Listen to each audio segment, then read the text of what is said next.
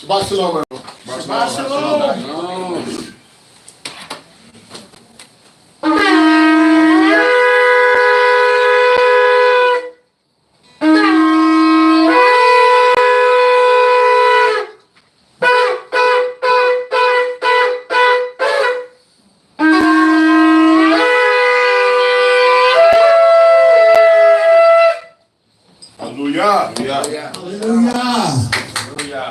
It's so good to see all of the faces from the Hebrews in the place today.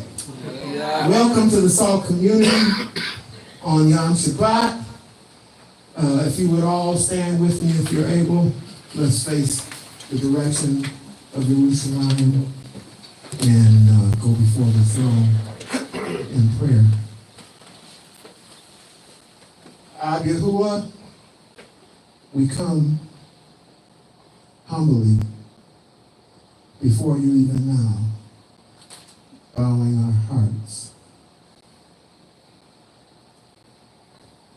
We ask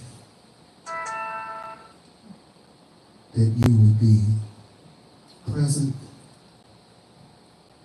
in your Ruach HaKodesh amongst the assembly today, that you would move, that you would touch hearts, that you would have your way amongst us on this day. Barak Hashem Yahuah, from which all blessings flow. We ask that you would move in a mighty way amongst your people today, amongst Israel, wherever they are scattered. We ask that you would lead us and guide us in your paths of righteousness for your name's sake. Apart from you, we can do nothing. The Shemu'ėl declares your esteem, Yahuah. There is none like unto you.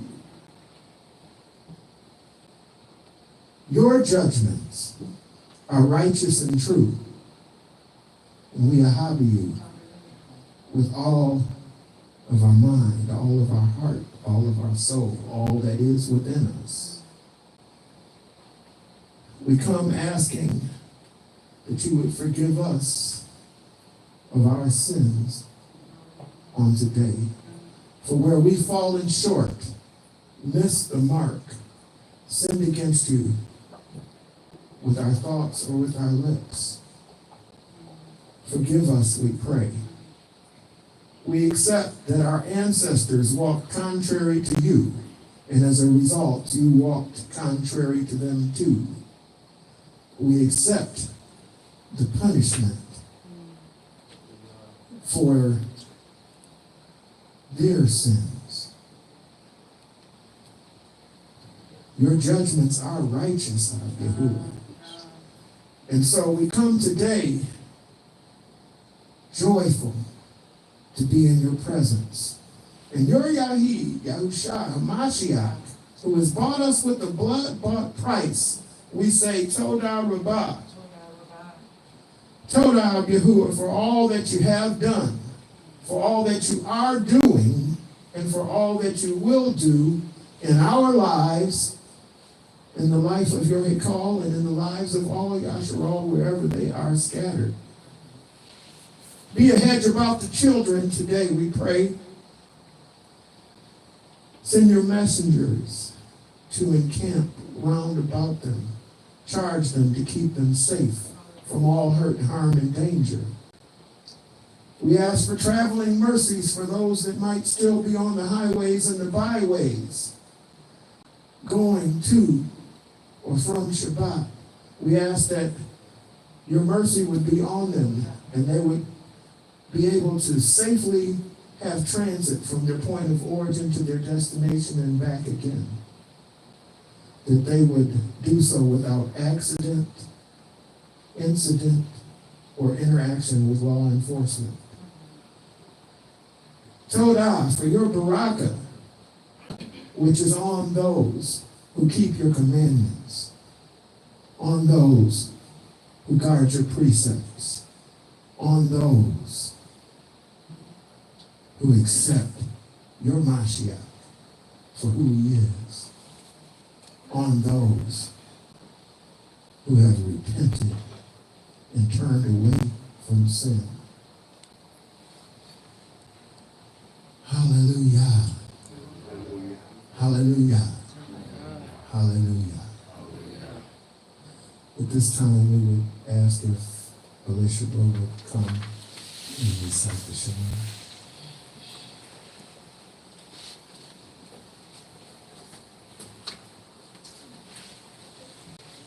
Melech Ne'eman, Shema Yisrael, Yahuah Eloheinu, Yahuah Echad, Baruch Shem Kavod, Malchuto, Leolam, Ued, Uahavta, Et Yahuah, Elohecha, B'kol, B'vavka, Ub'kol, Nafsheka, Ub'kol, Re'odeka, Uhayu, Debəarim, Ha'eleh, Asher, Anoki, Metzukah, Hayom, Alababeka, Ushinantam, Navneka, Udi Bata, Bam, Beshiptika, Bedektika, Ubelektika, Baderek, Upshapika, Ukumeka, Ukshartam, Leot, Al-Yadika, Uhayu, Letotafot, Bain, Enika, Uktakam, Al-Nazuzot, Retika, Ubesharika. Hallelujah.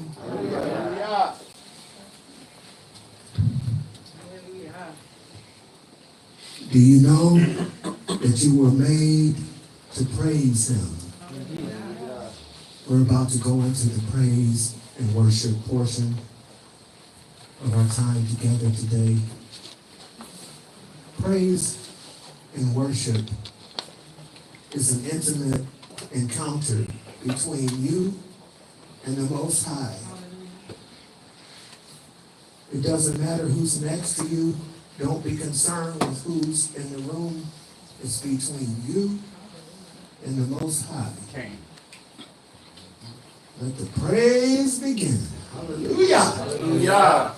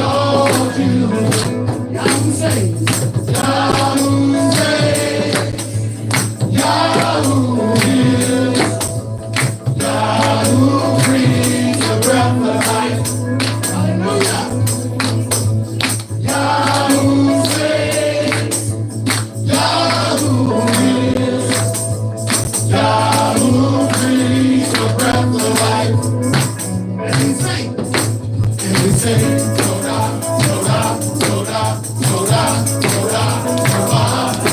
And we sing Todah, Todah, Todah, Todah. And we sing Todah, Todah, Todah, Todah, Todah, Todah. And we sing Todah, Todah, Todah, Todah. We praise you with my singing instrument.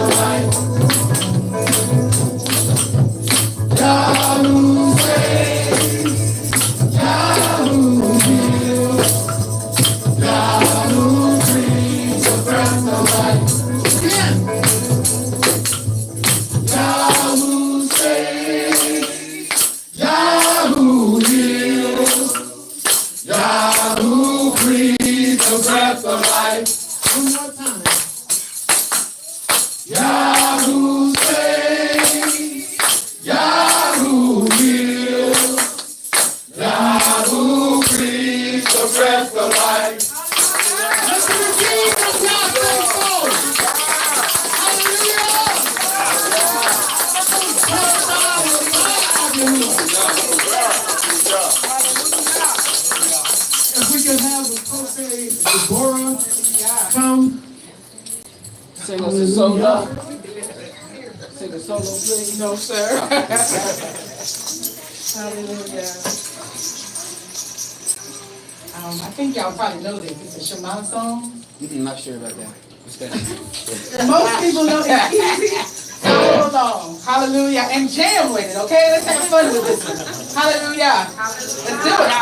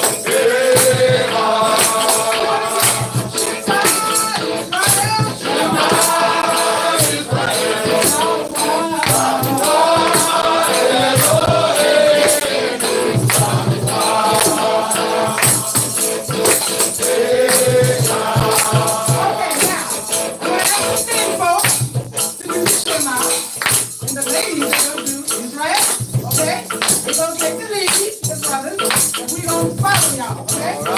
1, 2, 3, go!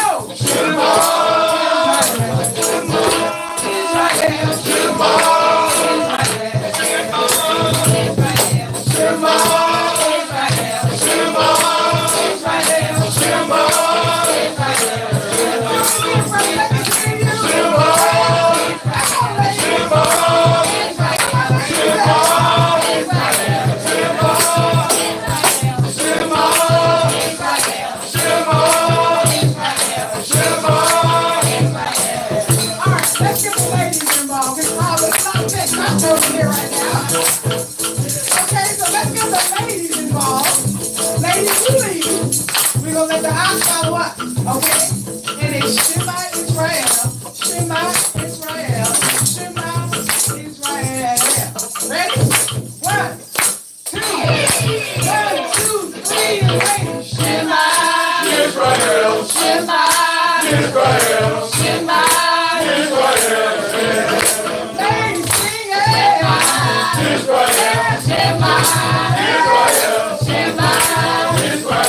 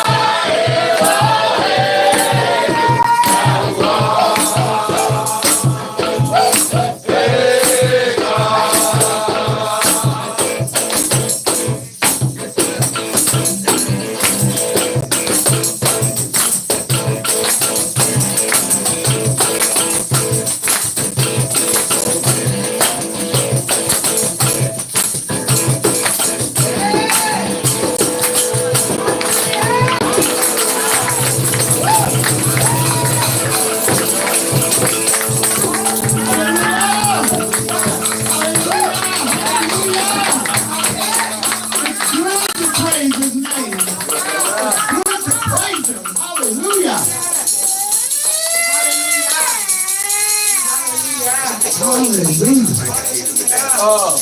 Woo. Hallelujah.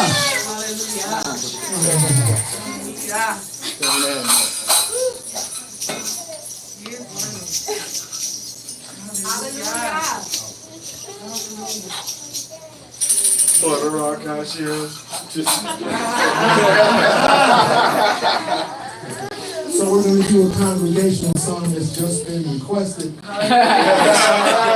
Hallelujah. Hallelujah. Barak Hashem Yahuah.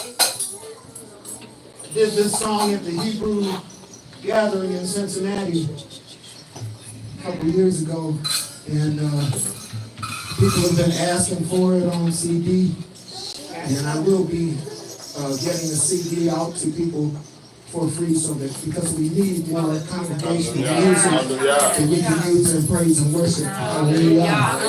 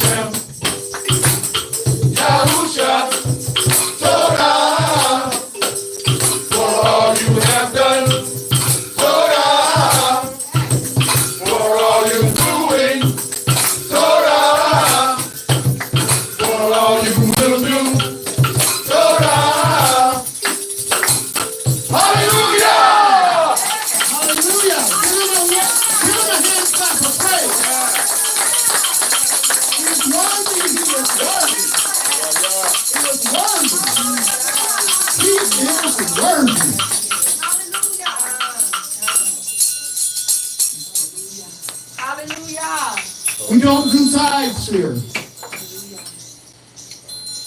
but we do accept love offerings and free will offerings. If you want to support what's being done here in the SALT community on the mountaintop, there is envelopes in the back that can be distributed.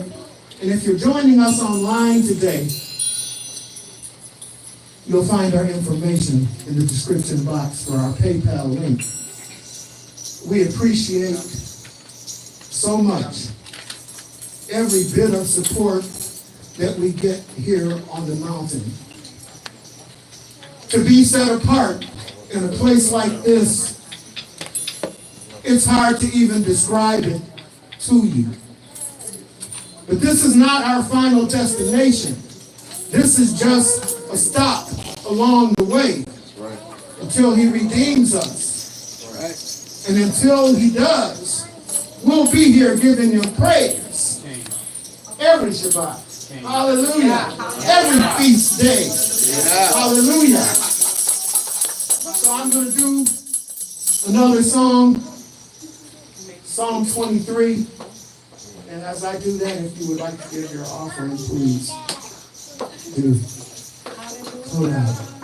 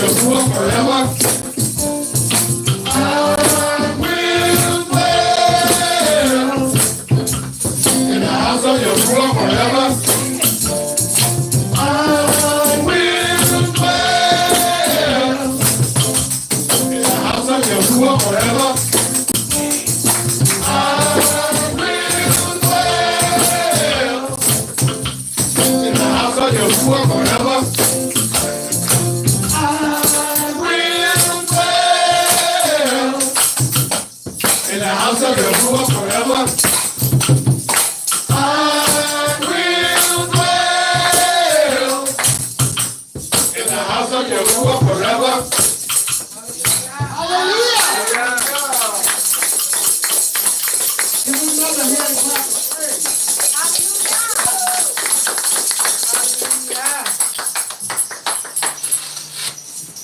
he is worthy, he is worthy.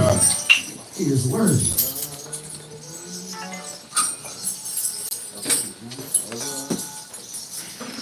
Hallelujah.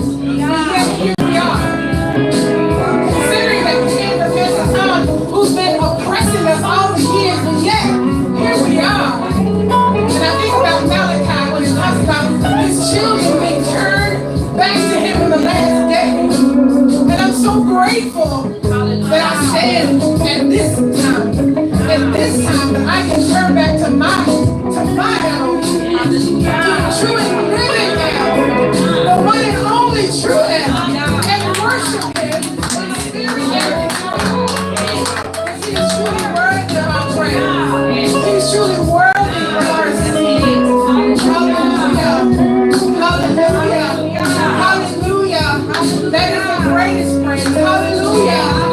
Hallelujah.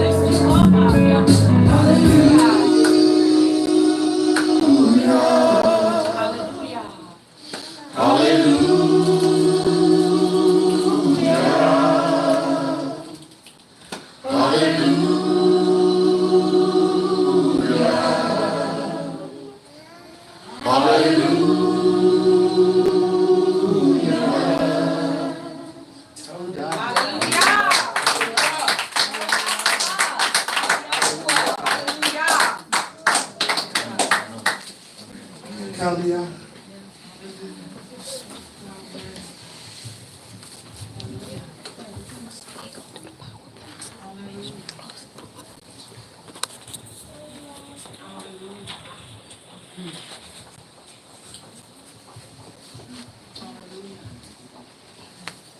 Shalom, Mashpachah. Hallelujah. This is the day that Yahuah has made. We will rejoice and be glad in Him. Hallelujah. We at S.A.L.T Community would like to welcome you all. And for those who are watching online, and for those who are scattered throughout the worlds, the four corners of the earth, and for our companions as well. We will be hosting our first Sukkot feast day here on the land. Hallelujah. Hallelujah. And we would like to invite everyone out. We are forwarding packages for it through email. If anyone desires a packet and haven't received it already, you can just email us at setapartlivingtorahcommunity@gmail.com, or you can send it by via text 248-554-7675.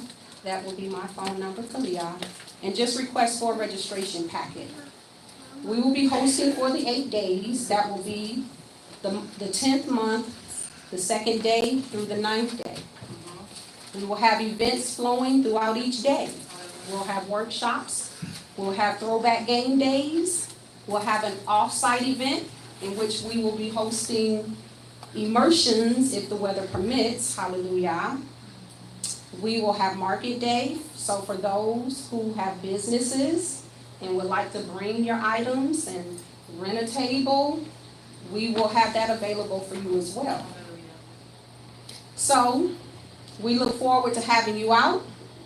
Let's make this an awesome time in Yahuah and meet Him as He meets us in His appointed times and His appointed days that He has set apart specifically to spend time with His Mashpachah.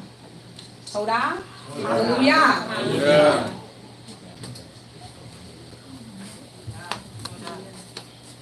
Hallelujah.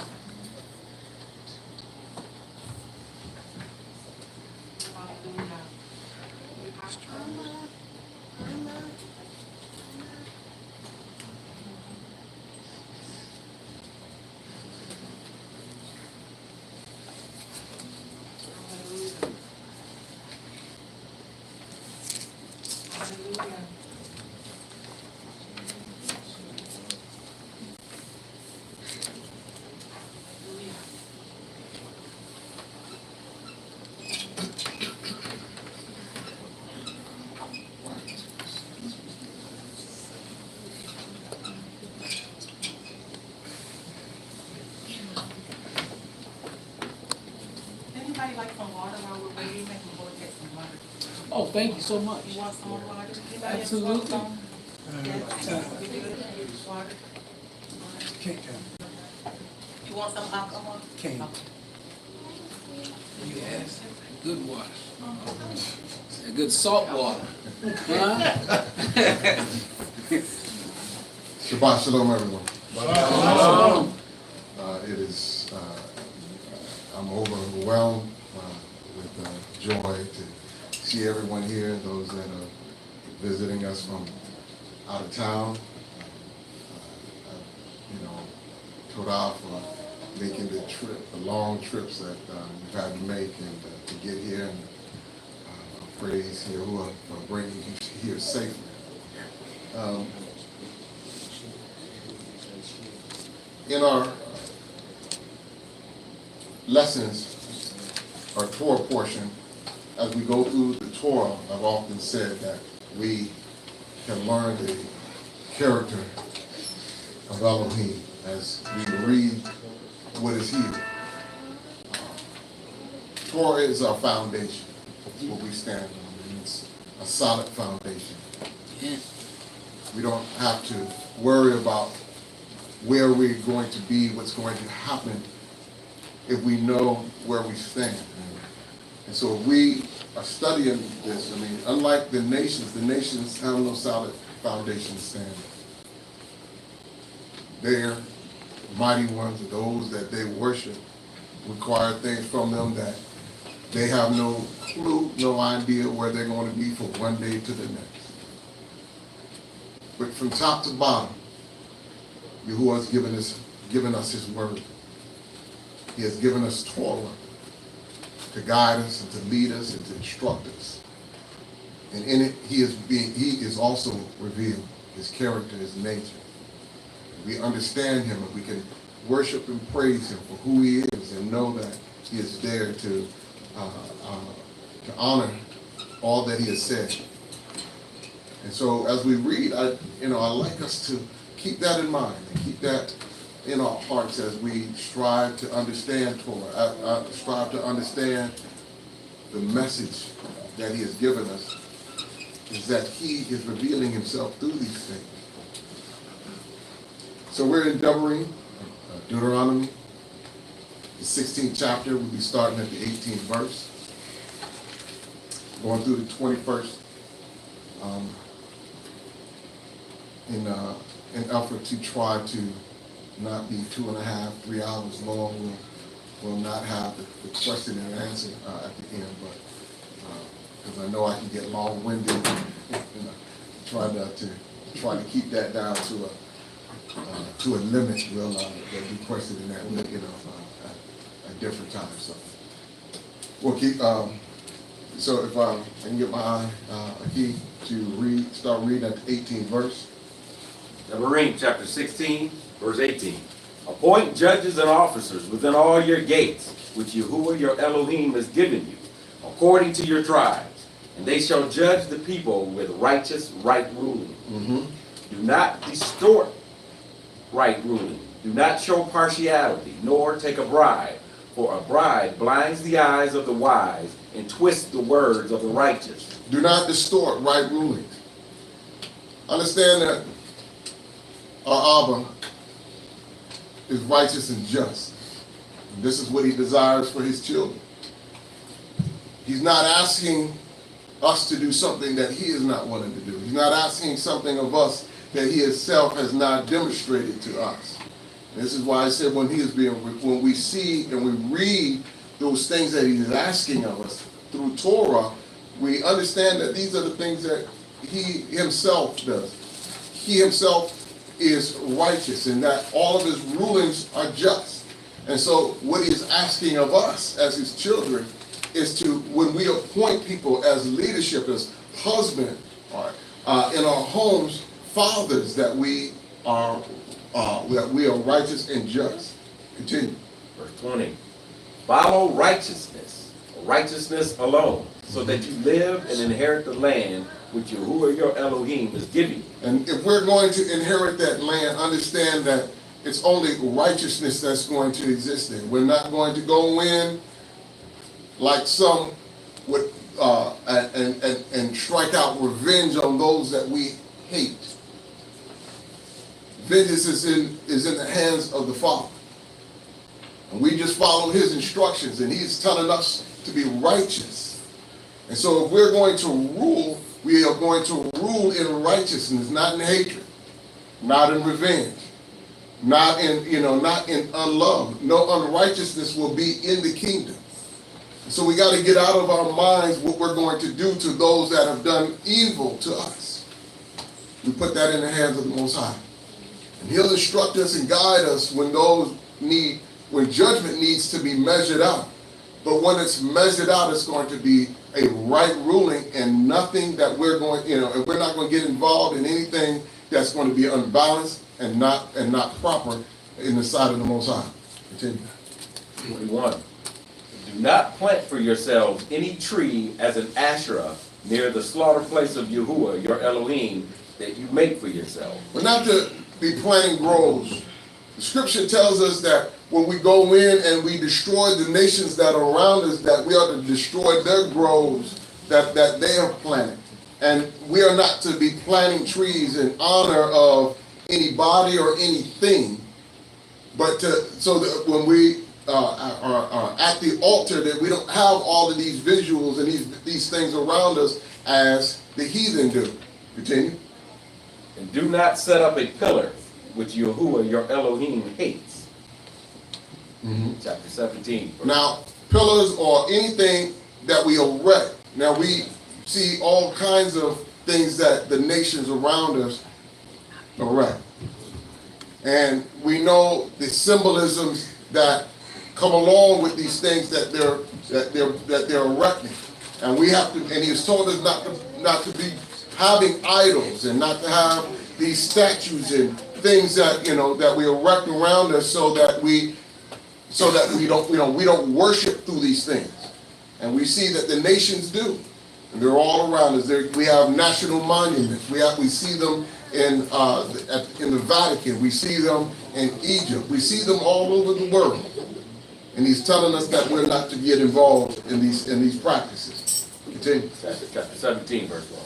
Do not slaughter to Yahuah your Elohim a bull or sheep which has any blemish, any evil matter, for that is an abomination to Yahuah your Elohim. We don't give anything less than the best. That's what we expect of Yahuah, our Elohim, is the best. And this is what he has given us. And this is what we see in his scripture that he has promised us is the very best. And in return, he's asking us to give the best. No blemish. Every sheep, every bull, every lamb, all of these things have to be blue ribbon. The very best that we have. We're learning that you don't even put these animals to work. You don't even shear them.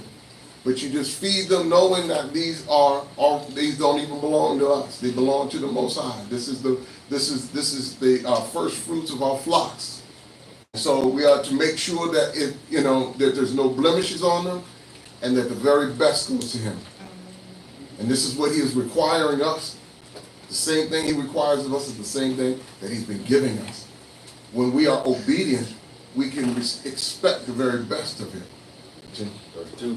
When there is found in your midst, in any of your cities which Yahuah your Elohim is giving you, a man or a woman who does what is evil in the eyes of Yahuah your Elohim in transgressing his covenant, and has gone and served other mighty ones, and bowed down to them, or to the sun, or to the moon, or to any of the hosts of the Shemu'იმ, which I have not commanded, and it has been made known to you, and you have heard, and have searched diligently, then see if true.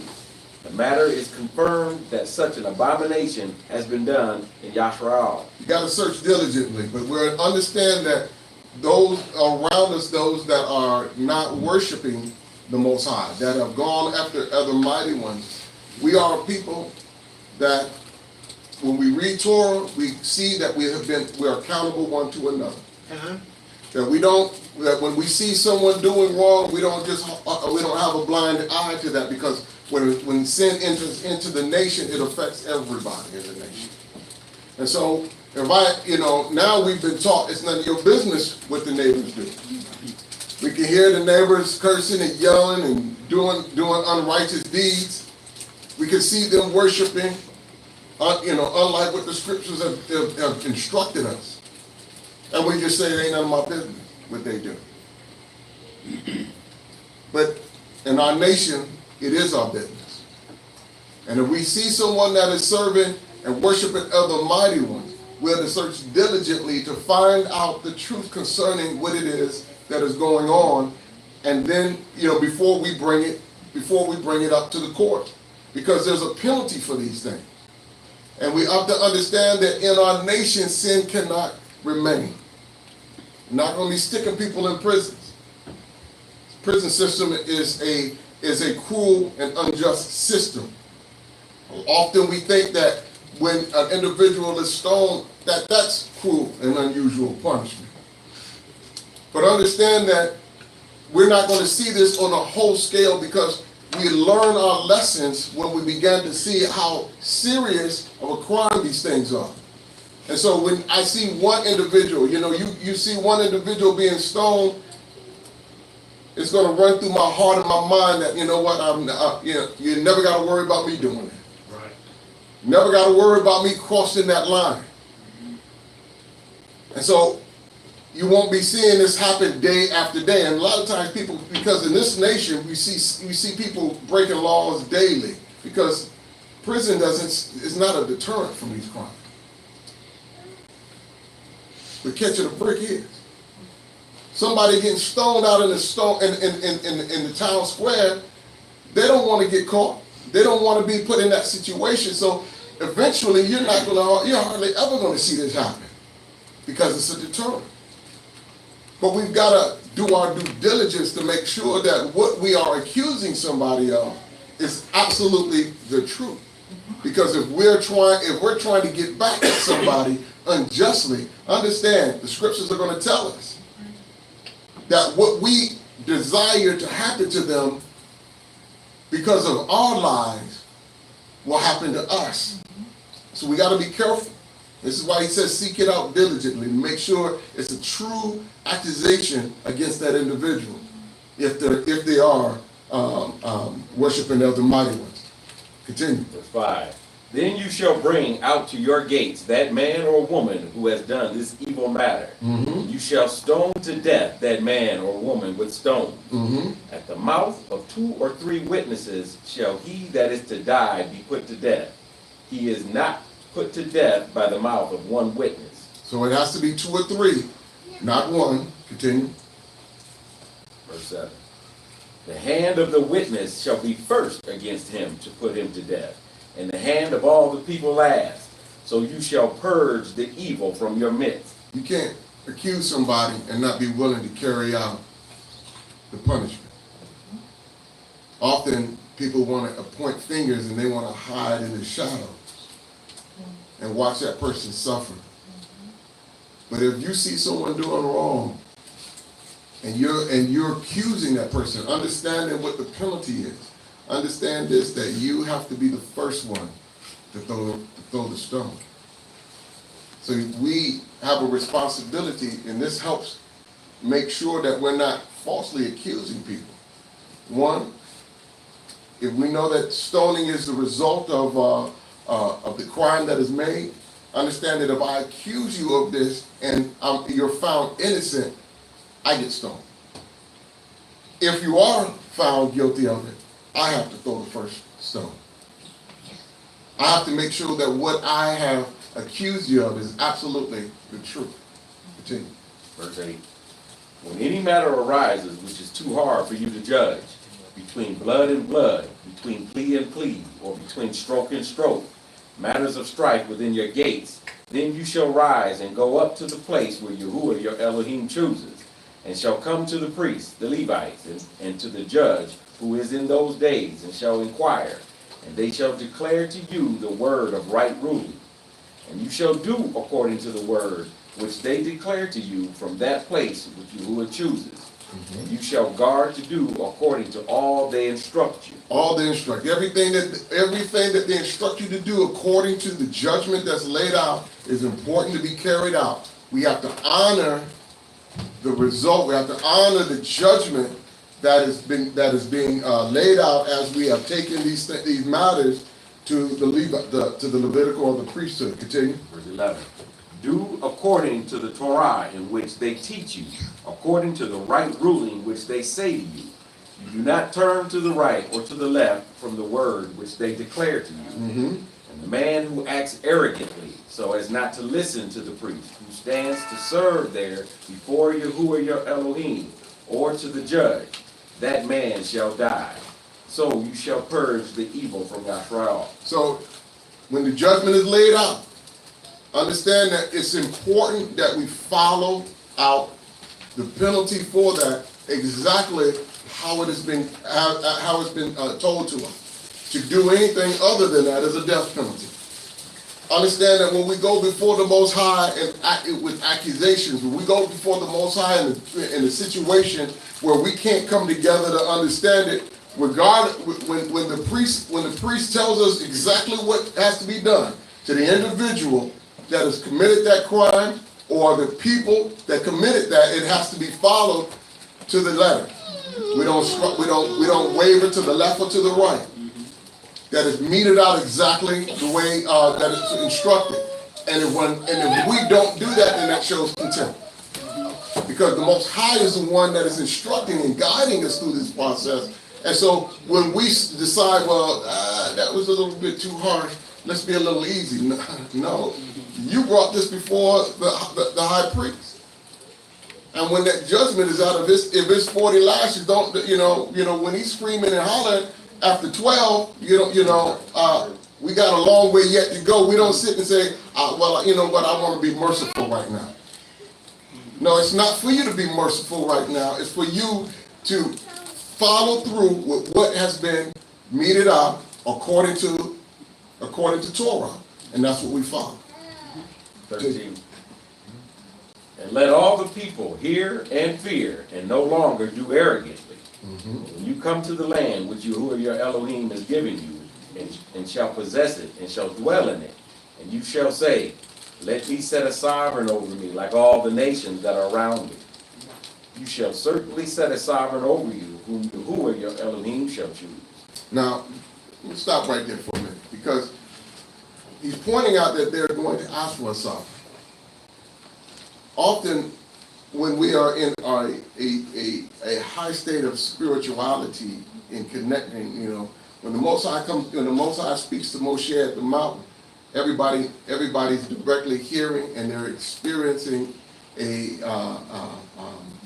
relationship in its raw form. But we have to understand that doesn't always happen. There's times when it seems to be dry and we don't hear like we want to hear. We don't experience him like we want to experience him.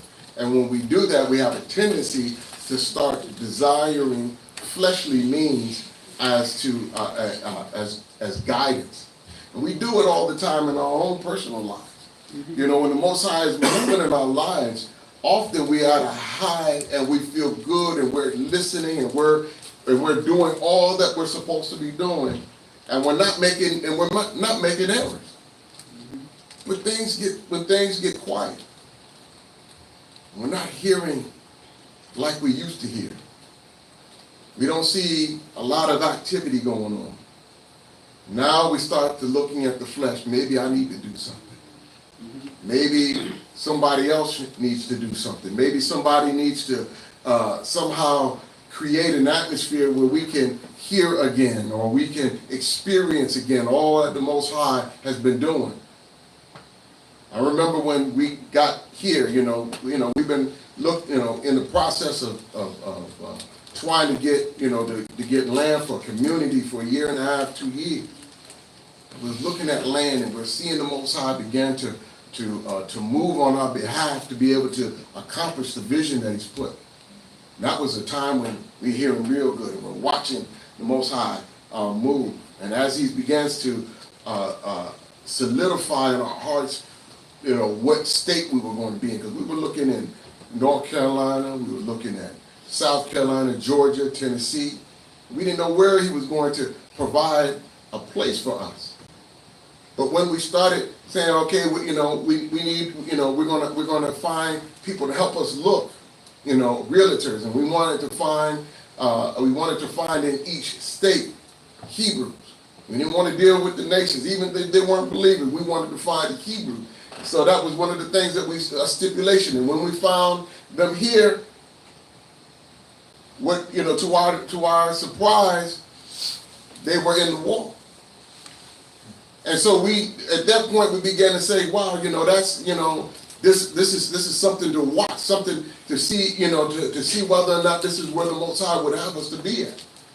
And we kept seeing things happen one step after the next. And they began to catch on to the vision, and after a while they knew exactly what to look for. After they then began to take on the vision, and then we began to meet other people that began to make us feel like, yes, this is the place that he wanted us. So we're seeing the Most High work. But then when we get here, and we're now trying to get established, and we don't hear like we were hearing through the journey of getting here. Now, you can begin to wonder whether or not this is truly where he wanted it, because I'm not hearing anymore. I don't feel the move of the Spirit as I did when in the excitement of trying to get the land. But now we've got to start doing some work. And we've got to start doing those things that he's put on our heart, because we know that this is where he's called us to be. But we don't have any more direction because we're settled.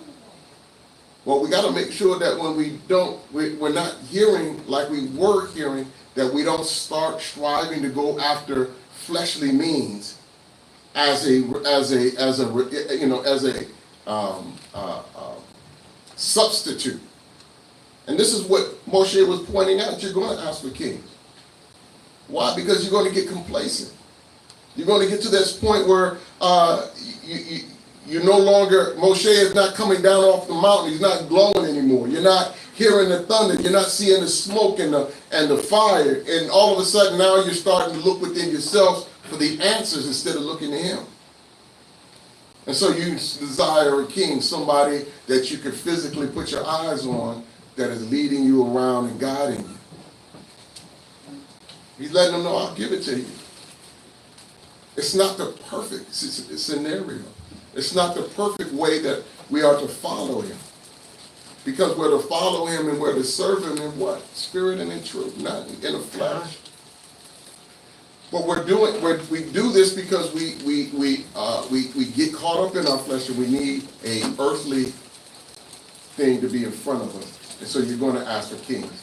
And you're going to look around and see the other nations. You're going to see how they're doing things, and you're going to want to follow after what they do. Continue. Verse 17 continues. Set a sovereign over you from among your brothers. You are not allowed to set a foreigner over you. Well, why can't we set a foreigner over?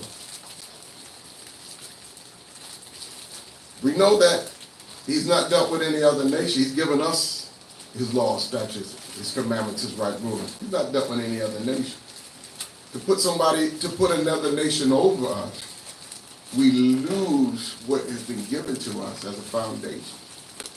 We lose the connection and the communication or that relationship with the Most High because another nation is over us. I explained when we try to understand why we're not to have anybody over us, and not to have teachers of other nations over us. It's because if he's not dealt with the other nations, then they don't truly understand completely what it is to be in a relationship with him. Only I know what it's like to be in a relationship with my Yeshayah. I can sit and tell you about it. I can sit and we can talk about it, but I'm the only one that has experienced that. I don't know what it's like to be a woman. Most I don't deal with me that way. Hallelujah. Now, I can live with one. I can talk with one every day. I can read books. But I don't know truly what it's like to be a woman, because he don't deal with me that way. Oh no. And so the nations can believe they know what it's like to be in a relationship with him, or to be in a covenant relationship with him. But because he's not dealt with them, it's only surface. It's not intimate. It's just something they read, something they heard, something that has been explained to them. They can get close, but there's something deeper, more intimate that only we can experience. And so if the nations can't experience that, no matter how much they desire and want to, then we can't have them leading us. We can't have them instructing us. They can't have them guiding us as to how and what to do, and as the Most High is leading his people, because it's going to fall short. And so they can't. You're going to ask for a king, but understand this: it has to be from your own brother. It cannot be from any of the other nations. Continue. Verse 16. Only he is not to increase horses for himself. We can't. Horses represent military might. Where does our trust have to be at? It has to be in him. You can't collect guns thinking that it's going to be this arsenal that I've collected that's going to be able to defend me in times of war. Horses are not going to be able to do it, so we don't collect the horses. We don't collect what seemingly is going to give you the power and the ability to be able to conquer or to overcome the enemy that stands before you. Continue. nor cause the people to return to Mitzrayim to increase horses. We're not to go back to Mitzrayim. We find people today that are still looking back there for information, looking back there to be able to see what wisdom or knowledge that they can obtain, and trying to bring that into the mixture of serving Yahuah. We have to be careful that we don't look, or we're not looking around, and we're not trying to connect ourselves with what has been familiar to us. Mitzrayim was familiar because it's where they grew to a nation, and they were involved with things they should not have been involved.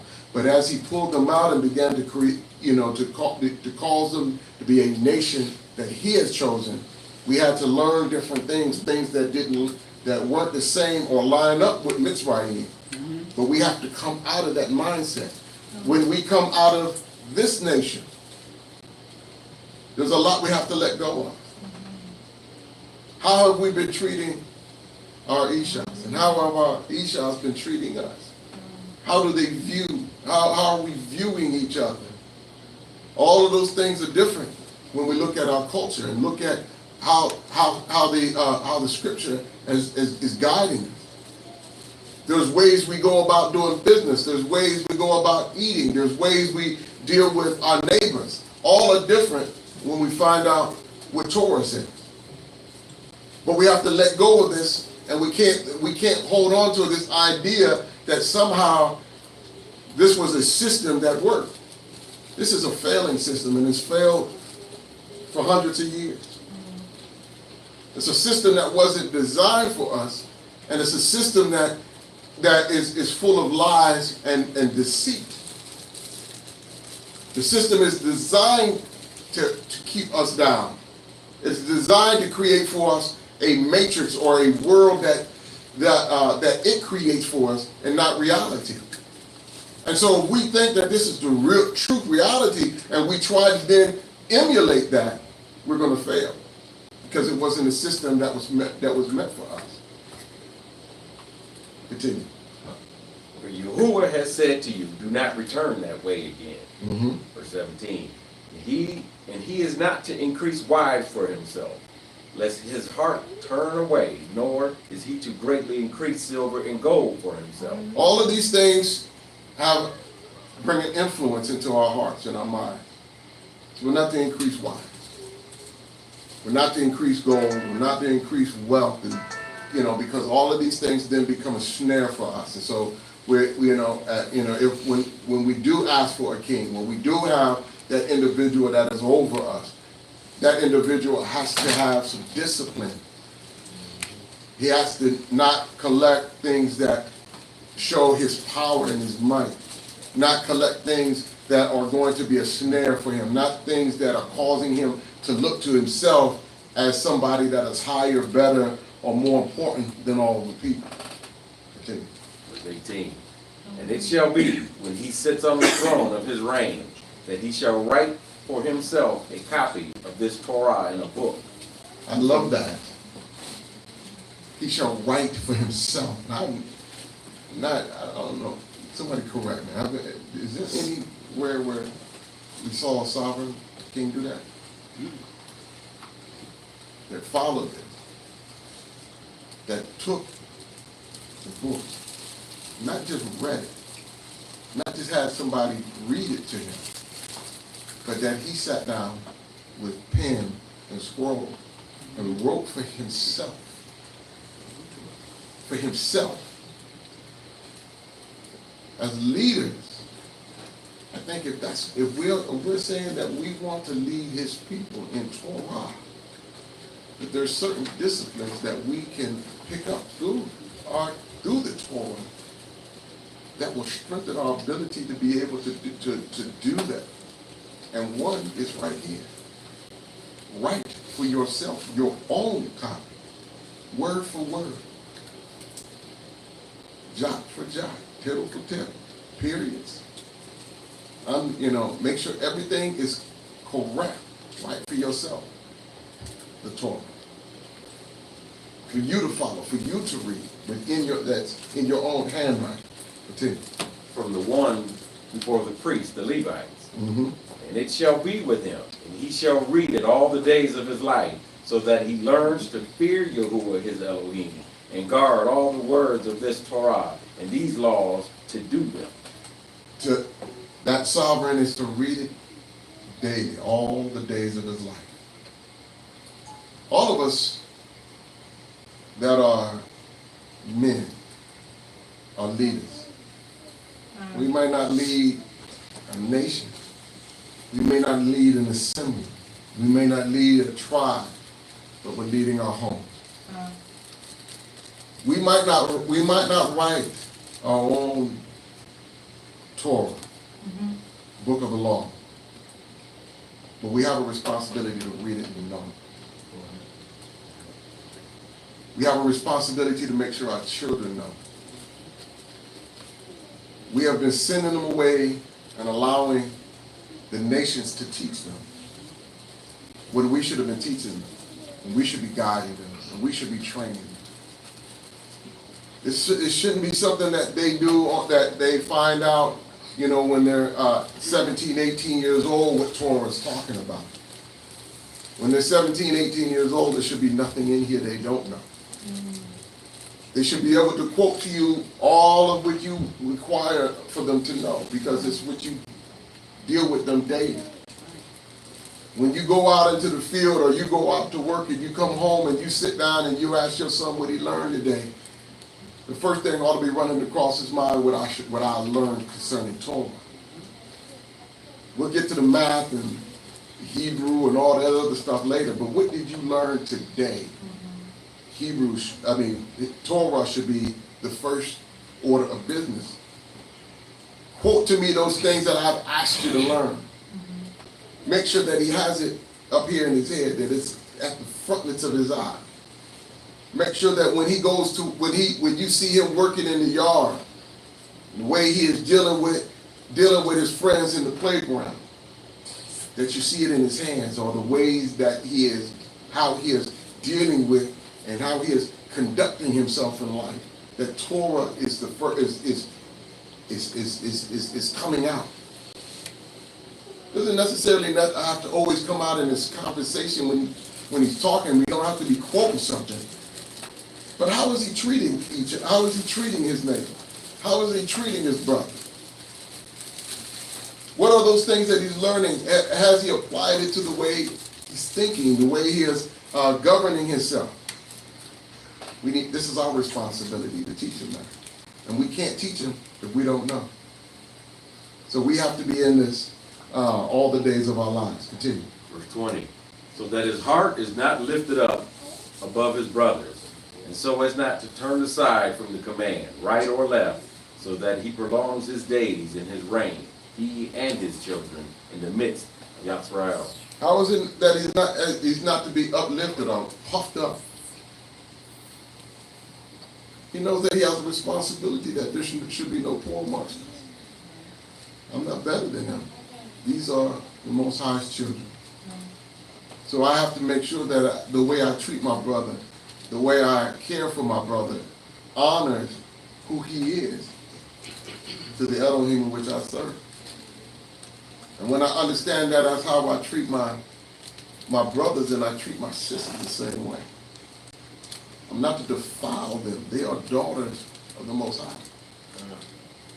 And when I understand that, because this is what Torah teaches me, then we don't have to struggle with loose women and women that are used and abused, and because why? The men are respecting and honoring them, and we're respecting and honoring ourselves. So to dress right and to act right and to respond to each other correctly. And so as a leader, knowing these things, then I have a responsibility to make sure that this is how I behave. Now, even when I was in Christian church pastor, I understood this to be correct. One of the first things that I said, don't give me a parking place. You don't raise offerings for me, because I'm no better than anybody else. You don't give me pastor celebration. There was no special spot for me in the church. I remember, I sat up front because of out of convenience, but not in no pulpit because we got rid of all of that. But I sat up front, and I had a spot that I thought, okay, this might be a spot where I can get around and do it. And I sat there for about a month, and then somebody new came. They started sitting there. But I didn't tell them, oh, bro, that's my seat. Nobody came behind them and said, bro, you can't sit there, that's the pastor's seat. Why? Because I'd already told them that I don't have a seat in there. And so when I came in and he was already sitting there, I just moved to the other side. And I sat there. And I kept moving, until I found a space where everybody just stopped sitting. And the only reason I parked in a particular parking place because I got there before everybody else did. But there was no sign out front that says, pastor parking on. Because I was not better than everybody. I'm only functioning in a call. This is the call that the Most High called me to. Had he called you, then you would be here doing this. If he called you to sing, you get up and you sing, but that doesn't mean you're better than anybody. Doesn't mean that you're old, that you're supreme, and that somehow the Most High went through and selected the very best of all the people that you can gloat in. Sometimes he gets the very worst, the very bottom, to show his esteem. But we're not better. And we're not supreme just because he's put us in a place and he gives us a title and we go and people call us more. People people want to spend time around us. We ought to give honor where honor is due. But we have to watch how we view and where our hearts are concerning that individual. But it's our responsibility as leaders also to make sure that we're instructing the people that of who I am. I'm not the Most High's second son. He's got his only begotten, and we know who he is, and we lift him up, and but I'm not next in line. So don't do all of these things that you see the world do. That's not how we do amongst our people. Tim. Deďarim, chapter 18, verse 1. The priests, the Levites, all the tribe of Levi, have no part or inheritance with Yahweh. They are to eat the offering of Yahuah made by fire and his inheritance. What does that mean that they don't have inheritance? Anybody? They don't have an inheritance in Yahweh. He wasn't given land in Israel. That's right. They weren't given land. So they didn't have inheritance to pass down to the children. What was given to them was instructed as the people paid tithes and as they brought in the very best of their flocks. The Levites ate better than everybody. But that's part of their inheritance because of what they were chosen. Not because they are demanding it. The Most High said, this is given to me, and because I've chosen these people, I'm giving it to them. So all of them eat was the very best in Yisrael. The very best. Why? Because everybody that sacrificed was bringing the very best of their flocks. It was the very meat, the very substance that was cared for, that was inspected to make sure that it was perfect. Because at first it's dedicated to Yahuah, our Elohim. And then it was consumed by those that he has placed in a position to speak for him to the people. Continue. Verse 2. But among his brothers, Levi has no inheritance. Yahuah is his inheritance, and he has spoken to him. And this is the priest's right from the people, from those who slaughter a slaughtering, whether it is bull or sheep. They shall give to the priest the shoulder and the 2 cheeks and the stomach, the first fruits of your grain and your new wine and your oil and your first of the fleece of your sheep you give to him. The new wine. There, that's top shelf, y'all. Top shelf. Verse 5. For Yahuah your Elohim has chosen him out of all your tribes to stand to serve in the name of Yahuah, him and his sons forever.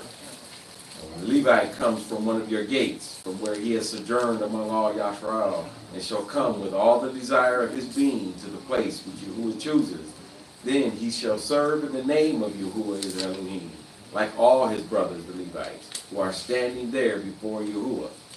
They are to have portion for portion to eat, besides which come from the sale of his inheritance.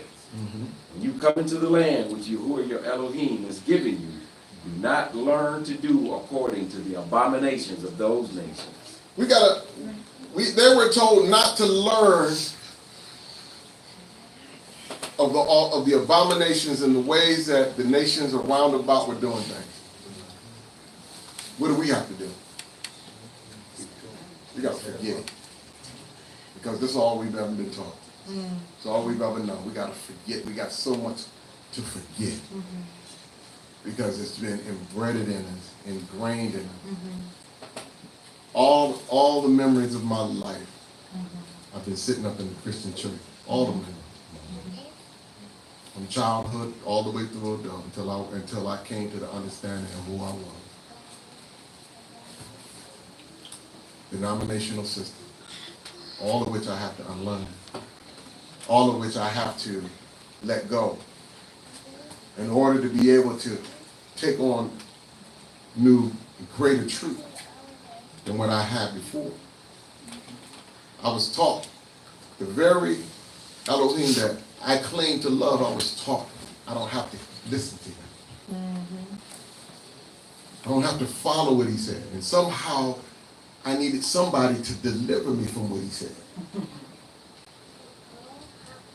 That didn't jive with me.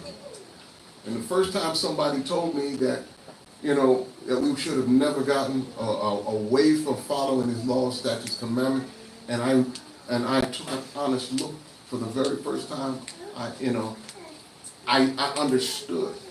Why? Because this was my heart all along. I always wanted to serve him. I always wanted to live for him. But I was following the denominational system and the lies that they were telling me. But once the blinders were taken off and I was able to look for the first time with new set of eyes. It was the very thing that I was looking for all of my life. A relationship with him. When somebody told me that we couldn't do it, because this is what I was telling everybody too, they said we couldn't live according to the law. So I just believed that. I didn't look into it. But then I found that he said himself, this is not grievous. So I began to honestly look at each one I'm reading. I'm asking myself, can I do it? And at the end of the book, I had to say like my ancestors said at Mount, at the base of that mountain. All that you said, I will do. Because all that you said I can do. I have to have a heart, and I have to be willing, and I have to be obedient to it, and I can do it. Yes, sir. And there's nobody in this room that can. Yes, sir. Yes, we have emotions, and we got, and we go have ups and downs, and we forget. We get caught up in the moment, and all of us know what that is. We raise kids. They're 5 years old. We know they potty trained, but yet they get around a bunch of other kids, and next thing you know, they're peeing on us. It wasn't that he couldn't go to the bathroom. It's just that he got sidetracked, and he didn't judge the situation properly, and he found himself sinning. Yes, we need a Savior. We need an advocate that speaks for us in those times that we overlook, or that we are in our zeal or our lack thereof, we find ourselves falling short. It is not to say I couldn't do it, because I don't want to hear my son tell me when he does that, I couldn't hold it. No, yes, you could. And you did, until the time, up until the point where you couldn't anymore. And we don't ever want to get to that point, but those are things that we learn and as we mature, but we can get to that point where we don't have to be sinning against the Most High. His son didn't come to give us permission to live a lawless life. But he came to be an advocate for us when we make a mistake, to get back on track of doing what is righteous.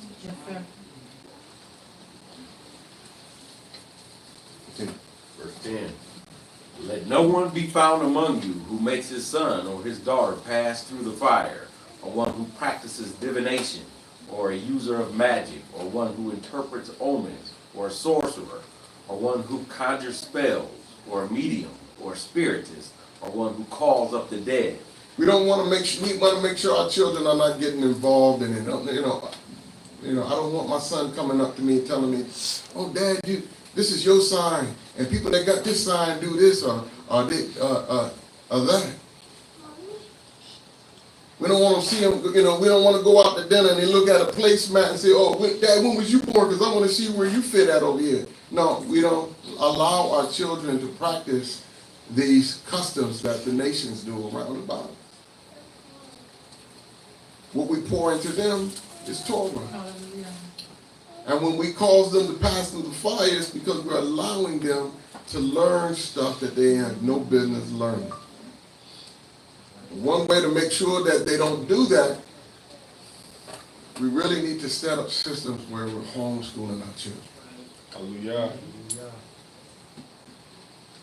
Because the stuff that they're teaching them out here, they're teaching them stuff that they even tell the children, do not go home and tell your parents. There's stuff that they're teaching them that they can't even show over the media, but they can show it to 6-year-olds in class. Sexual behaviors and practices that they have to blur out the words if it was to put it online, because it's that foul.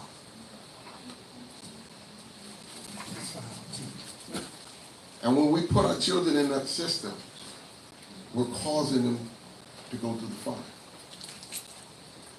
to learn stuff they have no business learning, to have knowledge the Most High don't want them to have knowledge concerning. Continue. Verse 12. For whoever does these is an abomination to Yahuah. And because of these abominations, Yahuah your Elohim drives them out from before you. We don't want our children to be driven out. We don't want to be driven out from amongst our nation. And so we got to make sure that where our focus is at. There's no benefit for you to go out and learn all the religions of the world, to go learn every practice, trying to learn all of the incantations that they speak, trying to find out what all the symbols that are on, that they wear around their neck. There's no benefit in learning all that. He says, I don't want you to know all of that. I don't need you filling your head with stuff that you're not going to be practicing or doing. We are to overcome all of this, not to be part of it and not to be scholars in it.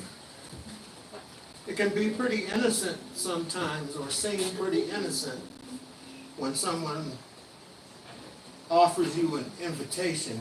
Don't you want to go to yoga class with me? Or, Aki, let's go on down to the martial arts dojo. But we have to understand as a people that other mighty ones are involved in the practices of other nations. So we're not to be going through those yoga poses. We're not to honor those mighty ones. We're not to be in the dojo bowing down to other mighty ones. That's what it means to be a set-apart nation is that we don't participate in these things. So as innocent as it might seem when someone invites you, always keep in your mind that we are to be set apart. That means that there is a standard for us that the other nations don't have to follow. But it does not release us from the standard that the Most High has set for us. Continue. Verse 13. Be perfect before Yahuah your Elohim. For these nations whom you are possessing to do listen to those using magic and to diviners. So he says to be perfect. We're to be doing everything that we can to follow this the way he has written it and what he has told us to do, to be obedient, to be perfect in that. All of us should strive for that perfection. He's not asking you to do something that you can't accomplish. It may take work, just like it took to ride a bike. When you first start riding it, you might wobble and you might be all over the place and you might not be able to control it very well. But you can learn how to be perfect in that. To ride in a straight line. To be able to weave through cones. And ride across a narrow path. Why? Because I desire to perfect my skills. I desire to be perfect in my knowledge and my obedience. And if I'm doing that, then I can obtain perfection. Just like anything else we want in this life. Yes, sir.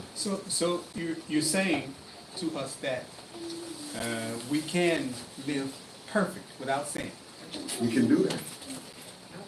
We can do that. But it takes work. Discipline. Often discipline, many don't want to do. And I talked, when I first woke up and I learned that I was eating the wrong foods. Stuff I already knew. Just I just didn't think, I was taught that we didn't have to follow that. But once I came into this and I knew that we had to follow it, I had never not eaten bacon. Matter of fact, I remember when I was 12 years old and I was looking at my stepfather's plate. I got 2 little strips of bacon, and his plate was piled full of bacon. I remember saying to myself, when I get grown, I'm going to eat as much bacon as I want. I was adamant about that because I sure love that bacon. But the moment, and I started doing it as a grown adult, when I make my breakfast, I was eating a half a pack of bacon at every setting. But when I realized that I was eating abomination, I stopped immediately. I didn't finish up the pack. I stopped immediately. I didn't care if there was 1 strip in there or not. I didn't, it all went in the trash. Because I understood that if the Most High viewed this as an abomination, then I have to view it as an abomination. And so I got rid of it. But I come to find out that, okay, here it is. I'm new to this, but I'm giving this up immediately. And then when I'm speaking about this, to the congregation, there's people that have been in the walk 3 years that say, I haven't gotten there yet. What do you mean you haven't gotten there yet? I mean, it's not like you're gonna go through cold chills and be having shakes. Yeah, they do. It's not a drug. Yes, it is.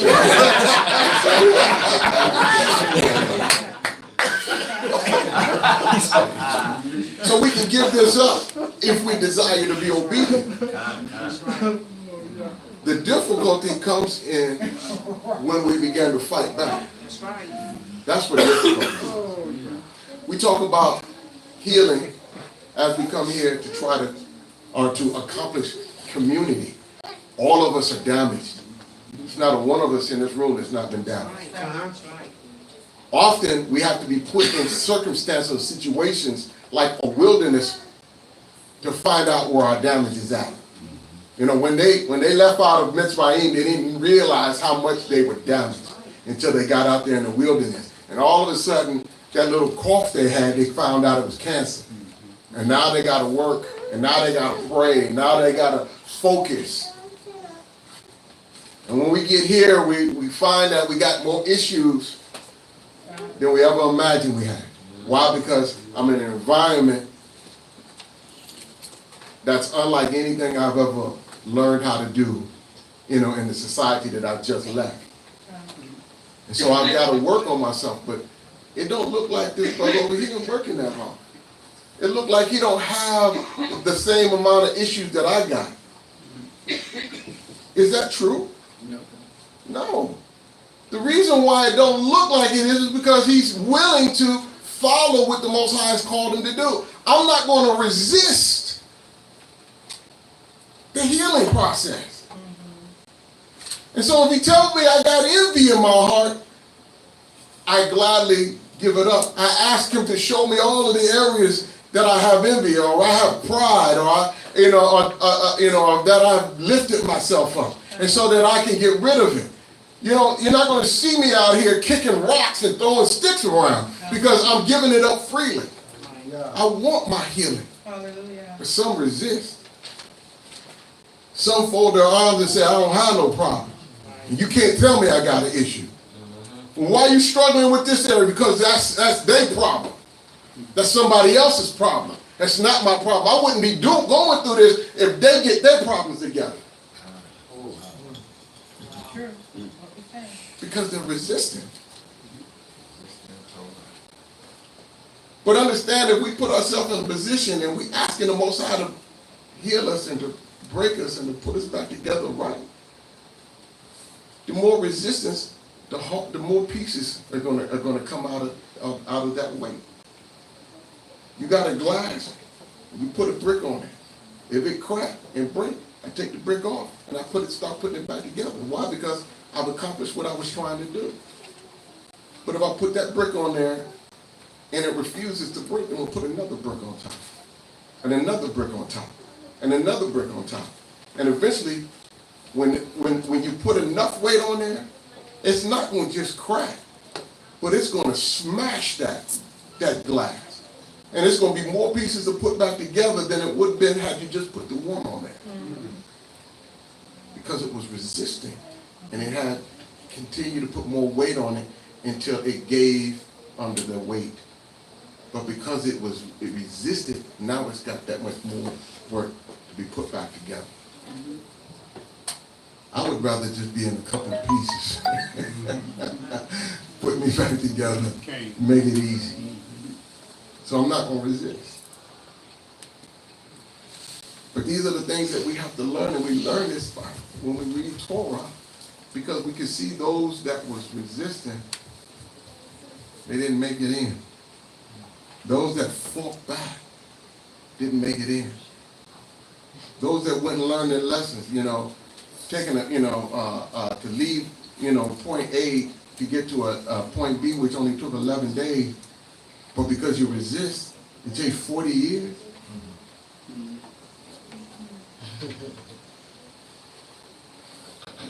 We need to learn something here. How long do you want your journey to be before you get to your promise? Is it a 40-year journey? 11-day journey? Read. 14 continues. But as for you, Yahuah your Elohim has not appointed such for you. Yahuah your Elohim shall raise up for you a prophet like me from your midst, from your brothers. Who's that? Listen to him. Who's that? I see some lips moving behind him. Huh? Yeah, Yehoshua. Let's go to Acts. Go to Acts, the 3rd chapter.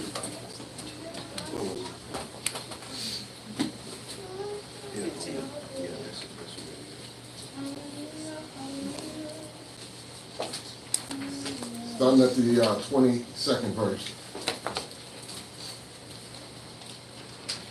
3rd chapter, Acts, 22nd verse.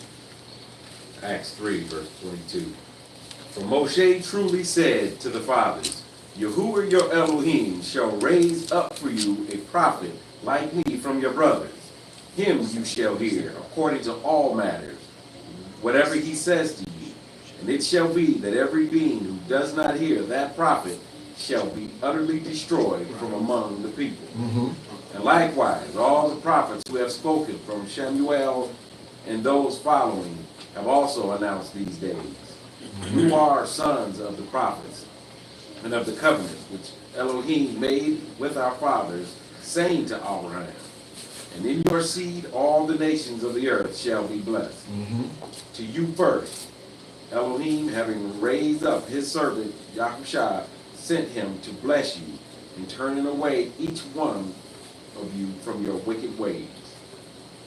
Turning away from your wicked ways, not giving you permission to stay or to fulfill your wicked ways, but turning us away from our wickedness. But he is that one that we should hear, that we should listen to.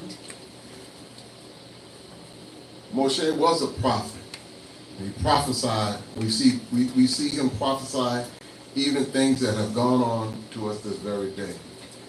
He was a prophet, and his prophecies have come to pass, and we're seeing them again, even in the days that we live in presently. Continue. Deuteronomy chapter 18, verse 16. According to all you asked of Yahuah your Elohim in Horeb, in the day of the assembly, saying, let me not hear again the voice of Yahuah my Elohim, nor let me see this great fire anymore, lest I die. So he gave us Moshe to speak to us in the wilderness, but he's given us his son to speak to us in this latter day. And we hear his, and we need to be obedient, because he's saying that you requested not to hear his voice. It was an awesome thing to have to hear his voice at that, because why? There was smoke, thick, dark smoke, lightning, and thunder. And our forefathers were in fear. I'm like, okay, that's it. You go talk to him and tell him what he said, because I can't handle that. And so he gave us a voice, gave us an individual, a prophet to hear then and now. Continue. Verse 17. And Yahuah said to me, what they have spoken is good. If they have spoken is good. I shall raise up for them a prophet, like you, out of the midst of their brothers, and I shall put my words in his mouth, and he shall speak to them all that I command him. And it shall be, the man who does not listen to my words, which he speaks in my name, I require it of him. We're going to be required of you. Go around calling yourself Christian and using the definition that I'm trying to be Christ-like, and then turn around and say I don't have to follow the will of the Father. Show me anywhere in there where that's where Yehoshua did that, where he said I don't have to follow the will of the Father. He said don't even think that. Don't even let that thought run through your mind that I'm coming to do away with the law or the prophets. The very thing that Moshe is speaking, don't think I'm coming to do away with that. So as long as there's a heaven and an earth, this is going to stand. But yet you say he came to do away with it, and then say I'm trying to be Christ-like. Well, he says I don't say a word unless my Father first tells me. I don't do anything unless my Father does. Everything he did pointed to the Father. All the way through his life. When he said he fulfilled it, he's telling us also to fulfill it. Because he's saying, I'm going to show you what it looks like to be obedient. I'm going to do all that it is required.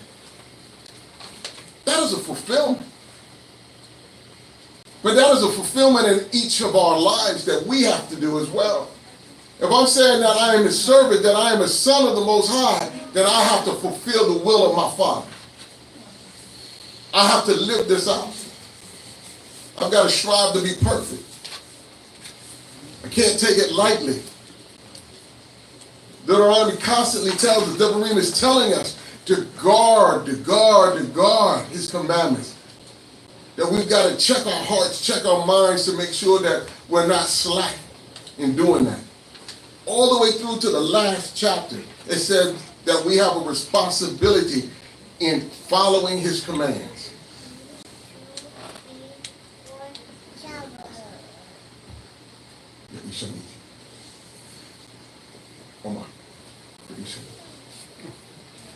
Continue. Verse 20.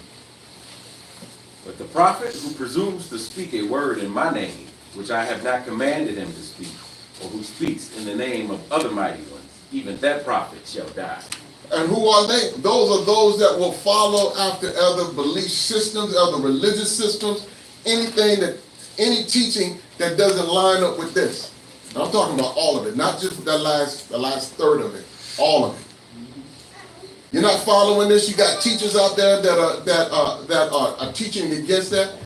They're going to be required of him. It's not going to be a pretty day when they stand before him. Because he's concerned about not only the elite of us, but the very least of us he is concerned about. And if there's any one of us that will destroy that or that will taint that, we have to answer to that. Continue. 21. When you say in your heart, how do we know the word which Yahuah has not spoken? When the prophet speaks in the name of Yahuah, and the word is not, or comes not, that is the word which Yahuah has not spoken. The prophet has spoken it presumptuously. Do not be afraid of him. What did the scripture say about Samuel? Let a word fall to the ground. No, word fell to the ground. That's a true prophet. When he spoke, it came to pass. When he spoke, it was gospel. That's the way the prophet is supposed to speak. He doesn't interject and add and take away, but he speaks exactly what the Most High has given him to speak. He doesn't take away from what is written. He doesn't come to do away with the word of the Father, nor the voice or the witnesses of the prophets. Continue. Deďarim chapter 19, verse 1. When Yahuah your Elohim cuts off the nations whose land Yahuah your Elohim is giving you, and you dispossess them and dwell in their cities and in their houses, separate 3 cities for yourself in the midst of your land, which Yahuah your Elohim is giving you to possess.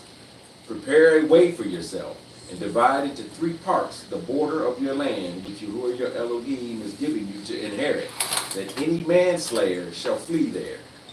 And this matter of the manslayer who flees there and lives, he who strikes his neighbor unknowingly, not having hated him in the past. Even he who goes to the forest with his neighbor to cut timber, and his hand swings a stroke with the axe to cut down the tree, and the head slips from the handle and strikes his neighbor so that he dies. Let him flee to one of these cities and live, lest the revenger of blood, while his displeasure is hot, pursue the manslayer and overtake him, because the way is long, and he shall strike his being, though he was not wrong, or not worthy of death, since he had not hated him before.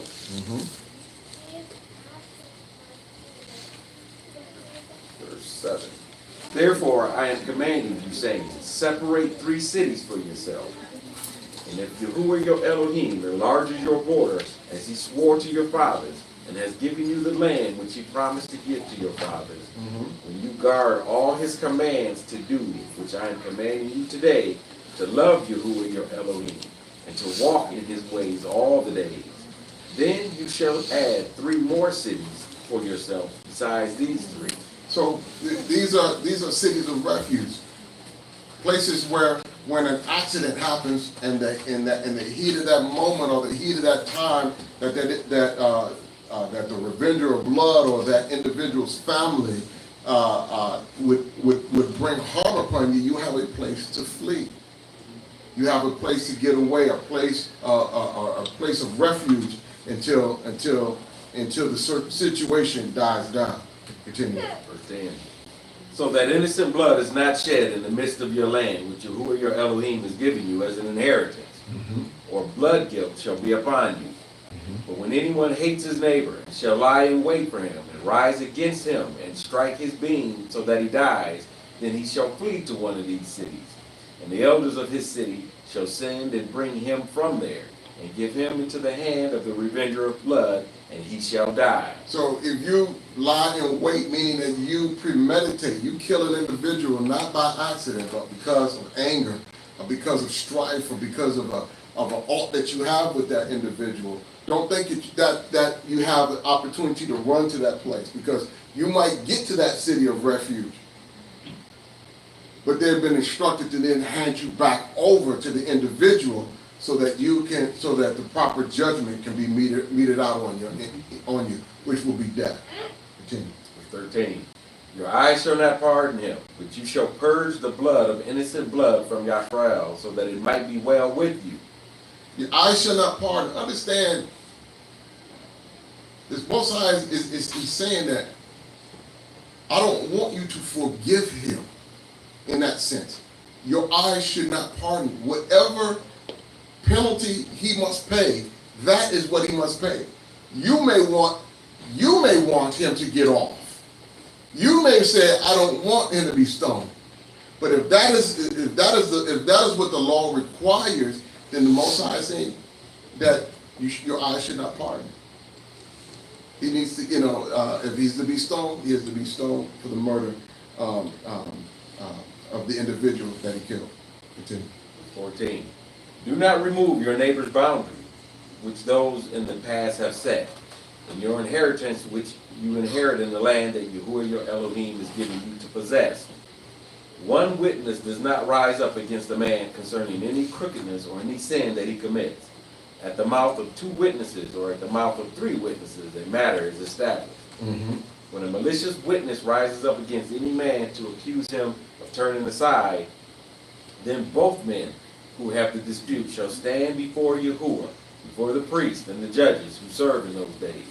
Now I do want to make a question. When I say not forgive, because we do forgive, but we don't stand in the way of judgment that is meted out, that's supposed to be meted out. We can forgive an individual, but we still don't get in the way of the proper judgment that individual is supposed to have. So I misspoke on that. So continue. Verse 18. And the judges shall diligently search and see if the witness is a false witness, who has falsely accused his brother. Then you shall do to him as he thought to have done to his brother. So when the individual is accusing, again, we don't try to get back at somebody and say, you know what, I'm going to get a couple of people together and we're going to accuse you of so-and-so, and this is, and you're going to have to deal with a punishment, therefore blackmailing you because you've gotten, they want to get back at you or something.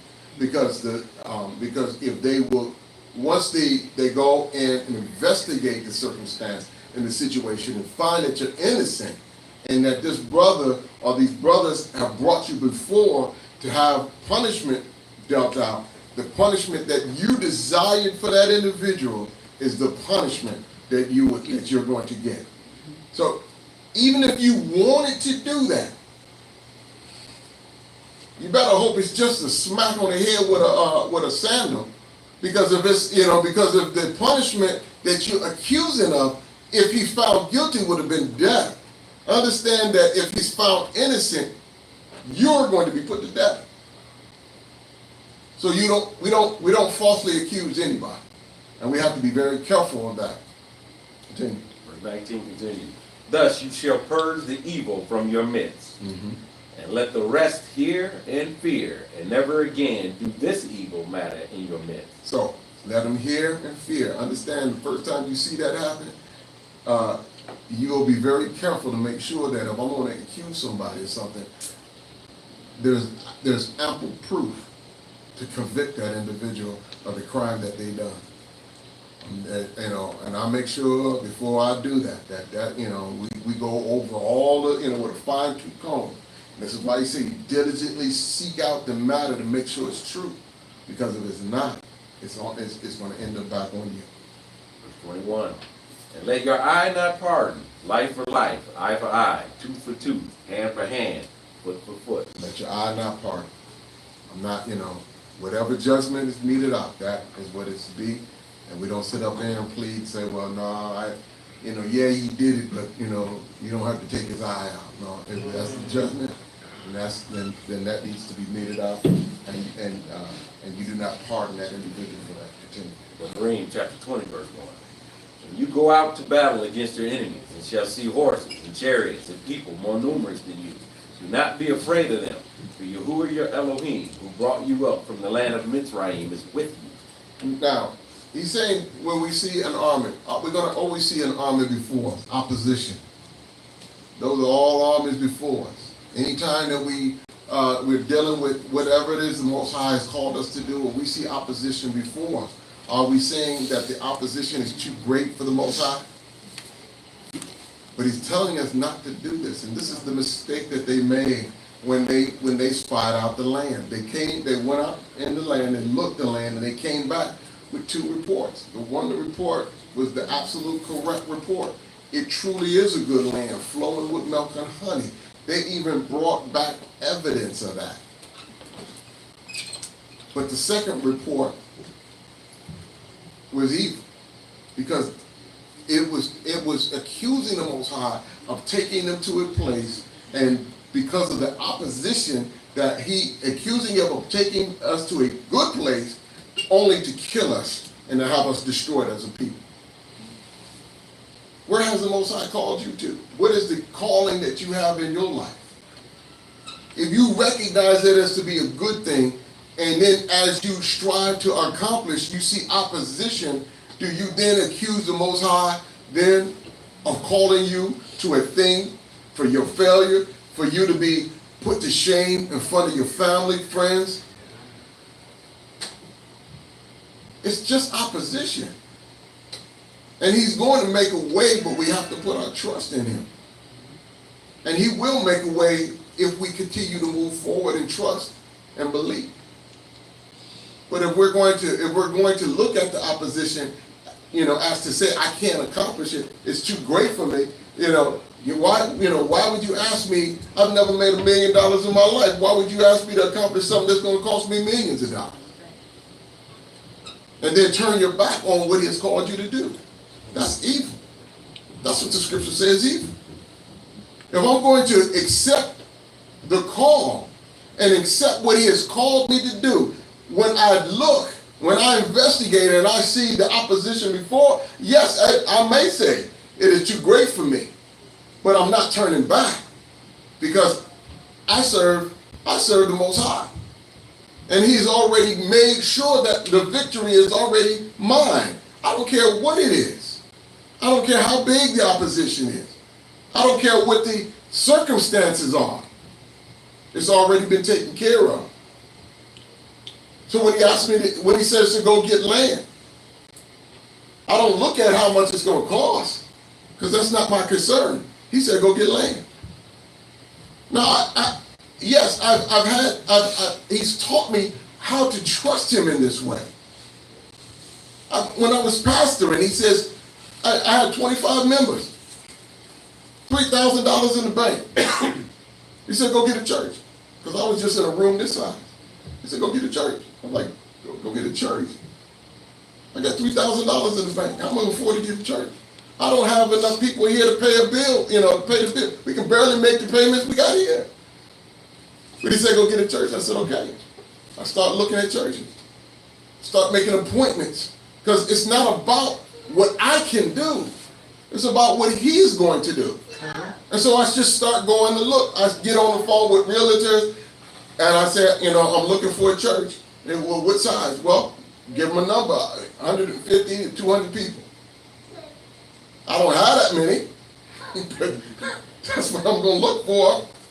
I'm not looking for some storefront, because I'm in the storefront. He said, go find a church. So I go look for a church. And we looking for months. Going in and out. They sitting there talking about the finances, and I'm listening. I'm shaking my head, and I'm listening, and I'm praying, and I'm waiting on an answer from the Most High. But I get a phone call one day, and It's the owner of the building that I'm presently in. And he says, I heard you looking for a church. And I said, yeah. And he said, well, I know somebody selling a church. I said, yeah, well, give me his number. And so I sat on that number for 3 weeks. And finally, I feel moved to call. So I called him. And so he said, yeah, I'm at the church. And he tells me where it's at. And he says, I said, well, how much you selling it for? He says, for $88,000. He says, and if you don't have $88,000, he said, we can do a land contract for 15. Put $15,000 down, and we'll get you in. I said, and this is exactly what I told him. I said, well, I don't have $88,000. I don't even have $15,000 as a down payment. But I still like to take a look at it and we'll see what God says. I said, we'll see what the Most High says. And so he said, all right. We made up an appointment. I went. He starts asking me all kinds of questions out in the parking lot about me pastoring and what school I done went to and what I teach and all this other stuff. And I'm just being upfront and honest all the way through. We walk into the basement of the church. We walk down through the basement. We go upstairs and we walk from one end of the sanctuary to the other. And when we get to the front, he stops and he says, you know what? He says, this is what I'm going to do. He said, I don't want none of your money. He says, you can have this building for as long as you want. You don't have to give me a dime. I'll write up a contract, and for the length of that contract, you can use this building. But the Most High is teaching me, don't worry about the opposition in front of you. I'll take care of all of that. You just be obedient to do what I ask you to do. So when we see armies in front of us, we see walled cities in front of us, we see chariots, tanks, Air Force. I don't care what it is that's in front of us.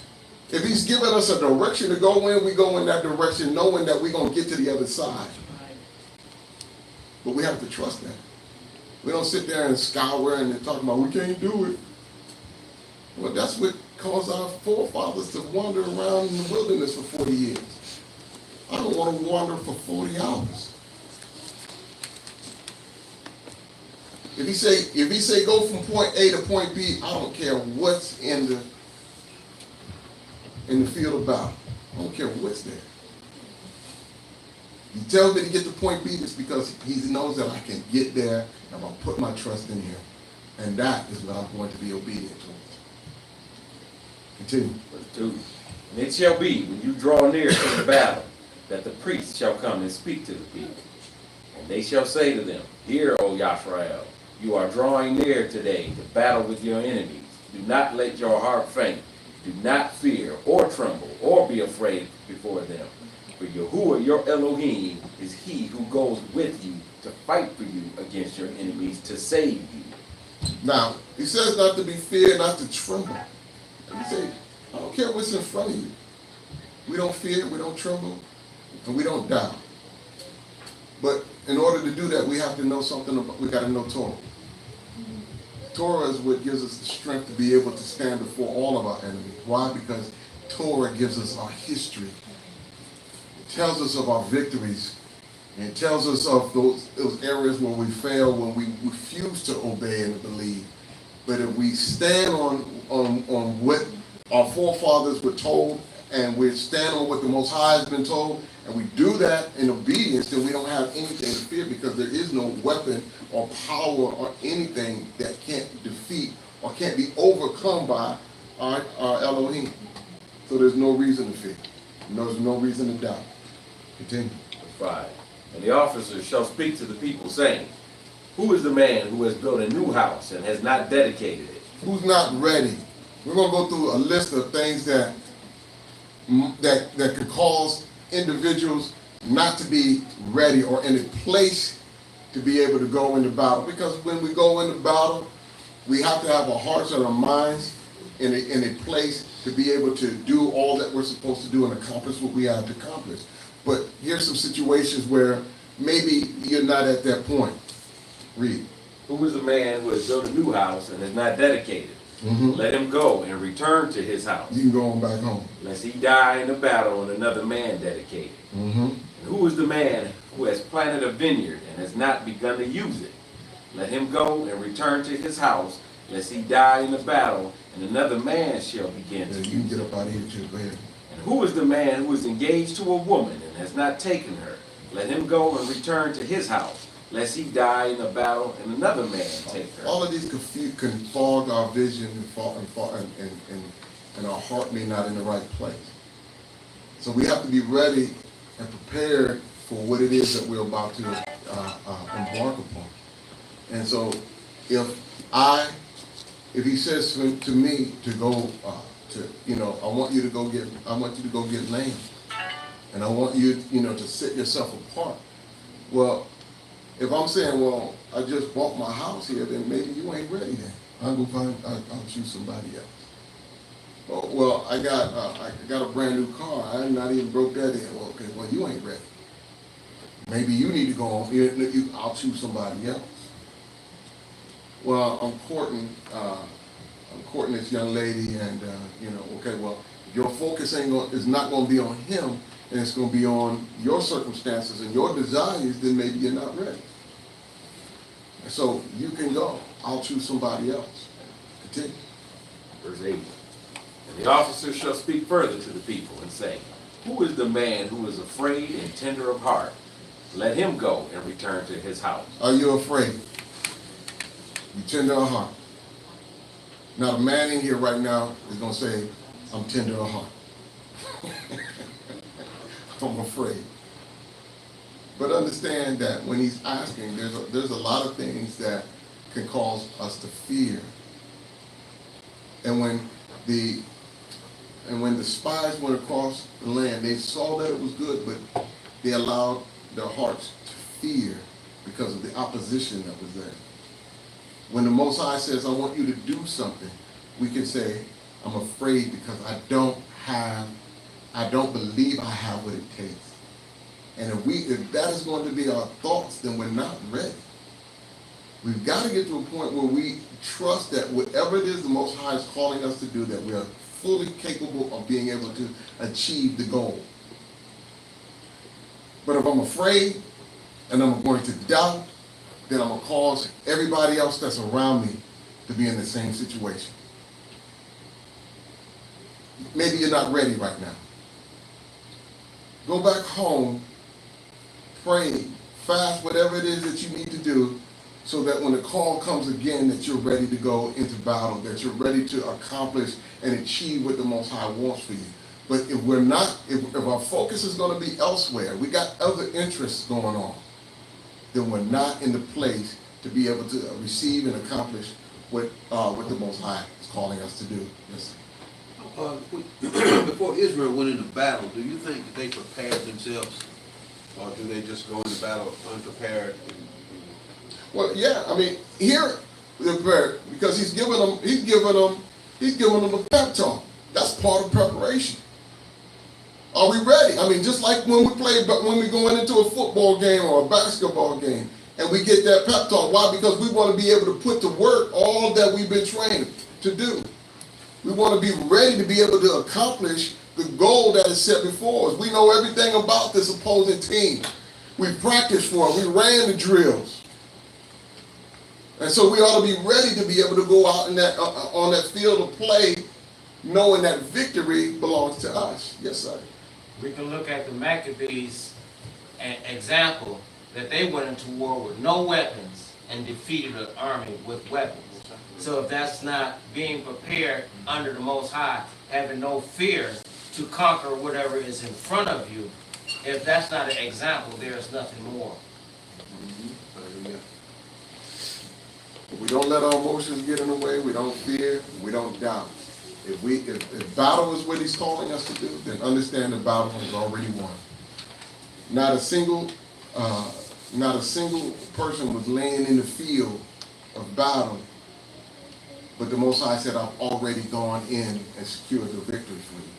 I've already defeated your enemy. Now, from my viewpoint, all of them standing there beating their shield. It don't look like it, but I have to trust that he's already gone in and dealt with their hearts. But there was an example in the Bible where weapons are used, Mhm. where he killed them. Yeah, so are you saying, I mean, I'm just saying- do they practice with swords? Yeah, I mean, do they and all have, of that? he said you don't have a sword, say your cloak gonna get you, so. Yeah, so, yeah, we, So, I mean, it's we, like yeah, they we did practice, have- we can practice all of what we believe. I mean, if you have a handgun, you put a bullet in it and shoot at the target. I mean, know that you can hit the target, but also know that regardless of how good I am, Save your life, yeah. yeah, but regardless of how good I am, I have to trust that the victory is already won, regardless of whether or not, my aim is good or not. I'm gonna do what I can do. But in the end, my trust has to be in Him. Yeshayahu 51:22. Thus says your Adonai Yahuah and your Elohim that pleads the cause of his people. Behold, I have taken out of your hand the cup of trembling, even the dregs of the cup of my fury. You shall no more drink it again, but I will put it into the hand of them that afflict you, which have said to your soul, bow down that we may go over. And you have laid your body as the ground and as the street to them that went over. Awake, awake, put on your strength, O Zion. Put on your beautiful garments, O Jerusalem, the holy city. For henceforth there shall be no more come into you the uncircumcised and the unclean. Shake yourself from the dust, arise and sit down, O Jerusalem. Loose yourself from the bands of your neck, O captive daughter of Zion. For thus says Yahuah, ye have sold yourselves for naught, and ye shall be redeemed without money. For thus says Adonai Yahuah, my people went down aforetime into Mitzrayim to sojourn there, and Ashur oppressed them without cause. Now therefore, what have I here, says Yahuah, that my people is taken away for naught? That they rule over them? Make them to howl, says Yahuah. And my name continually every day is blasphemed. Therefore my people shall know my name, and therefore they shall know it in that day, that I am he who speaks. Behold, it is I. How beautiful upon the mountains are the feet of him that brings the Besorah, that publishes peace, that brings good news of good, that publishes salvation, that says unto Zion, your Elohim reigns. Your watchmen shall lift up the voice, with the voice together shall they sing. For they shall see eye to eye when Yahuah shall bring again Zion. He starts off, he says that there's he'll put a couple of trembling in our enemy. It doesn't make a difference what they're doing right now. When the battle begins, if he puts a couple of trembling in, he says that he'll have them scattered like they're being chased by bees, by hornets. So, go ahead. Psalm 144:1, it says, blessed be Yahuah my rock, who is teaching my hands for fighting, my fingers for battle, my loving commitment and my stronghold, my tower and my deliverer, my shield, in whom I take refuge, who is subduing people under me. He'll train your hand. Hallelujah.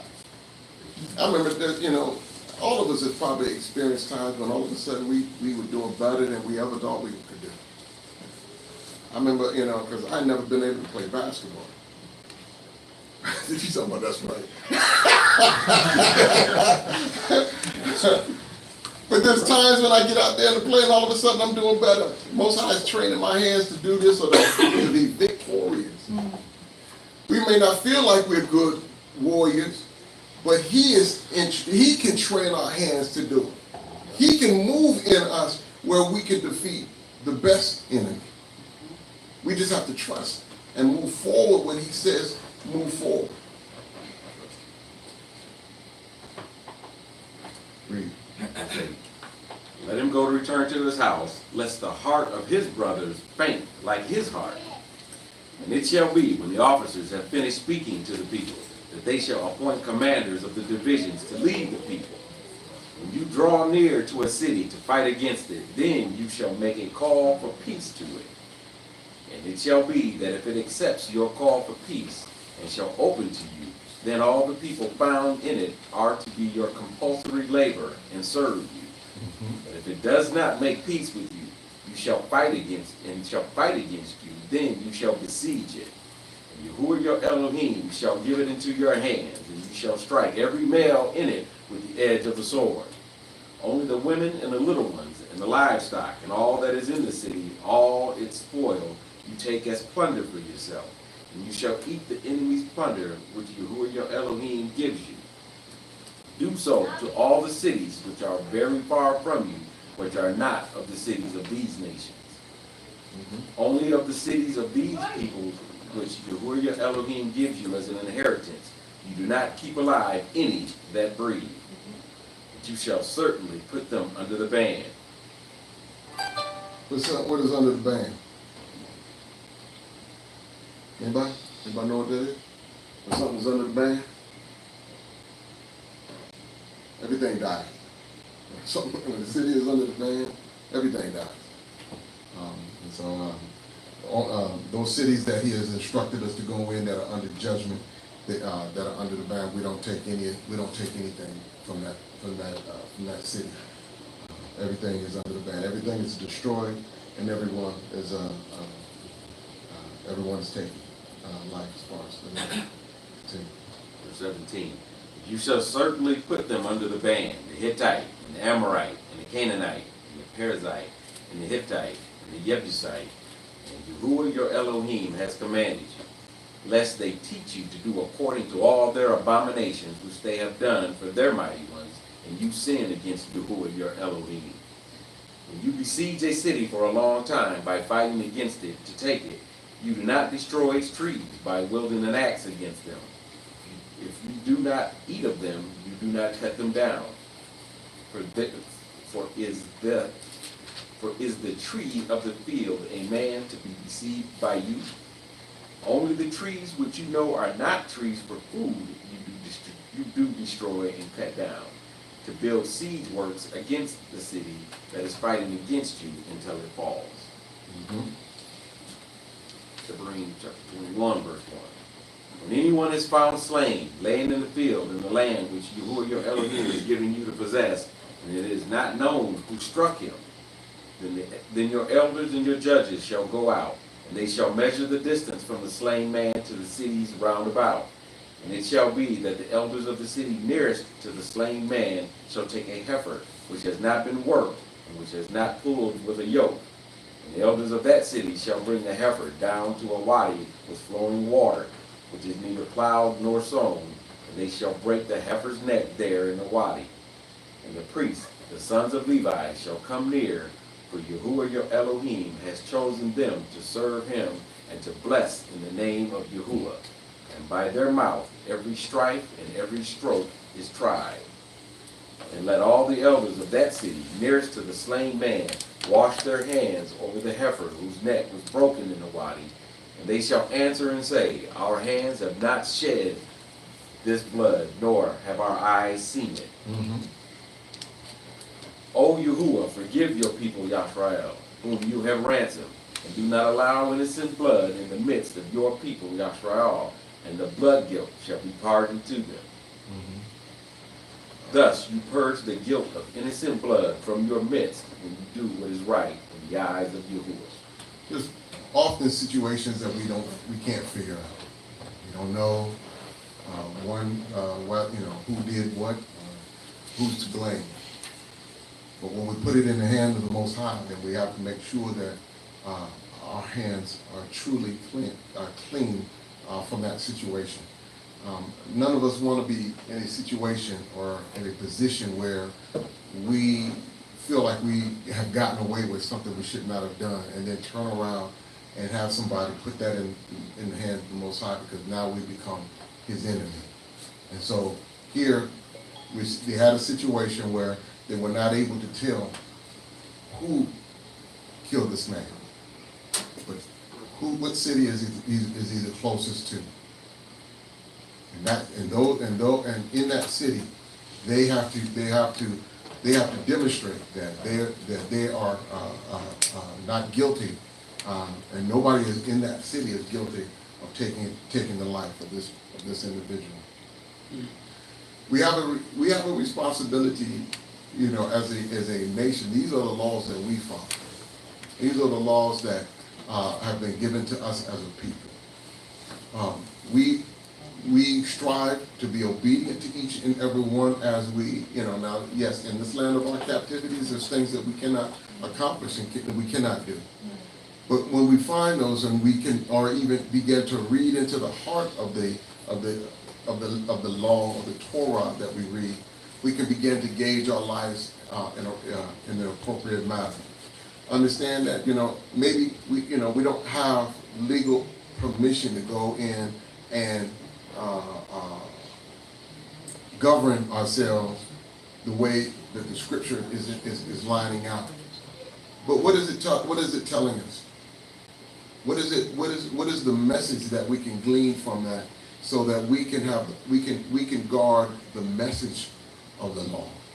We can guard with the Most High is striving for us to learn from that law, and that's what we have to hold on to, and that's what we have to build as we get closer and closer to the day when we leave this land of our captivity.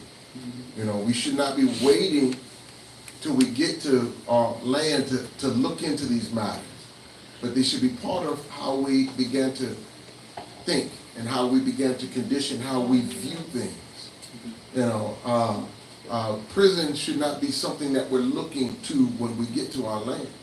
Understand that if you're going to practice sin, then you may lose your life.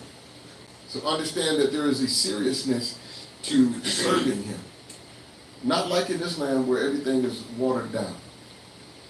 Almost every religion that's here is watered down. I've talked to Muslims. I've talked to Hindus that have gotten in my car, and they talk about how when they get here, they don't practice their religion as they did in the land that they came from, because it's not required of them here, because it's watered down. They can get away with things they couldn't get away with in their land. This land does that to all religions because it's a land of lawlessness. And so we have to make sure that that's not our heart. That's not the life that I'm trying to live. And so as I learn his laws, I'm not relishing the idea that I'm in America and I don't have to do all of this, because that's not guarding his law. My heart has to be where I'm saying, I want to accomplish all of this. Whether the laws of punishment or not, I need to understand that this is serious, and that if these things bring about death, then I have to make sure that this is not part of my life or my children's life. That they understand completely that this is something that they have to stay far away from. Don't play with the Ouija board. Don't play with the horoscope. Don't play with all of these things that are witchcraft. Don't be in contempt of the Most High. He tells you something is good, then it's good. I don't care if I can't see the good in it or not. It's good, and I'm looking forward to getting involved in it. Why? Because that's what he wants me to do. If I can't see the good in it today, I'll see it tomorrow. But I'm going forward because I can't be in contempt of the Most High. We have to learn these lessons and take them in and adjust our thinking and the way we approach life. And this is what Torah does for us. We got to get in it. We got to study it. We got to read it. It's not just for 1 year. You don't just do it 1 year and say, man, we done been Torah portions for a year. We're good.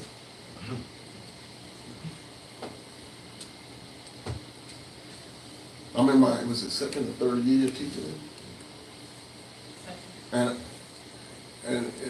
finding new stuff constantly. Why? Because I'm growing, and as I grow, I pull more and more out of this. See stuff that I couldn't see before. Understand things that I couldn't understand the year before when I was teaching. And in year 10, I'm going to be doing the same thing. Why? Because I'm maturing and growing. And I understand things at a different level, a level that I can then impart to the hearer. But it's important. Torah is our foundation. This is what gives us a stable ground to stand on when we stand before the nations of the world. So at that, we're going to close. I give the last word to Shemu'ėl, and then he can close us out and, as we prepare our hearts for our fellowship. And there we can, in our fellowship, we can have discussions over those things that we've learned, those things that have, insights that His Torah has sparked in our hearts, as we strive to live this out in perfection, and as we strive to be accountable one to another. So we want to leave you today with a message of optimism. This is going to come from Yeshayahu, chapter 52, starting at verse 9 through verse 12. Break forth into joy, sing together, ye waste places of Jerusalem, for Yahuah has comforted his people. He has redeemed Jerusalem. Yahuah has made bare his holy arm in the eyes of all the nations, and all the ends of the earth shall see the salvation of our Elohim. Depart ye, go ye out from thence, touch no unclean thing. Go ye out of the midst of her. Be ye clean, that bear the vessels of Yahuah. For ye shall not go out with haste, nor go by flight. For Yahuah will go before you, and the Elohim of Yisrael will be your rearward. So he goes before us, in front of us, and then he comes behind us. Not only does he prepare the way, but he also has our back. This is who we're serving. That's right. That's right. And so, who are we to fear? Let us think and study on the Elohim that we serve.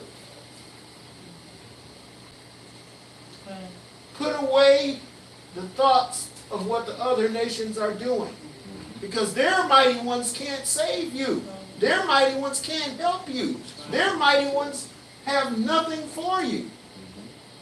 But when you narrow your focus, and your focus is on Yah and his Mashiach and what they have done, then you can keep your mind stayed on his words. You can meditate on his word day and night. And that joy will spring forth from you. So we don't have to be afraid. There is none that can make us afraid, because there is none other but Yahuah. And we serve the mighty one who is the first and the last, the Aleph and the Todah. That's a joyful thought. Let us rise and pray.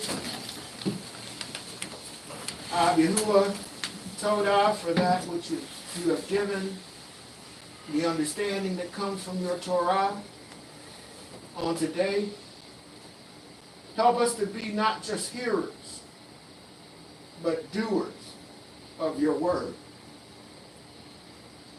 Lead us and guide us in your paths of righteousness for your name's sake. Where you lead, we will follow. Help us in the challenges of the week that is coming up, to keep our minds stayed on you.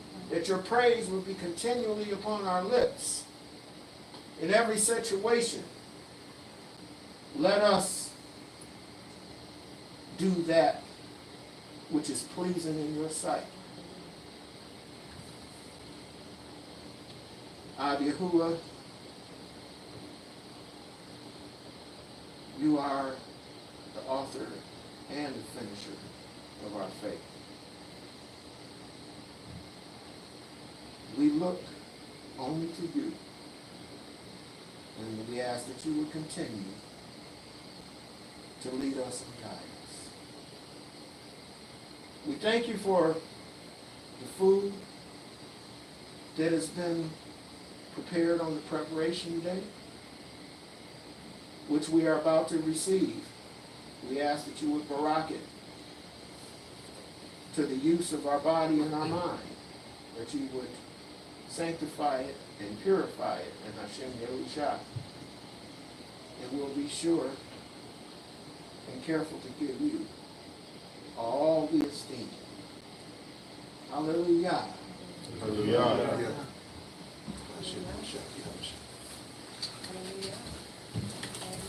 Repeat after me.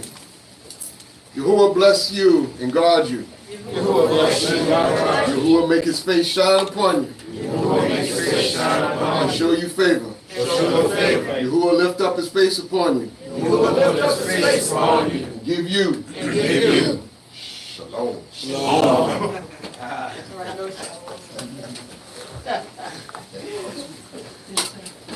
Give us the short version.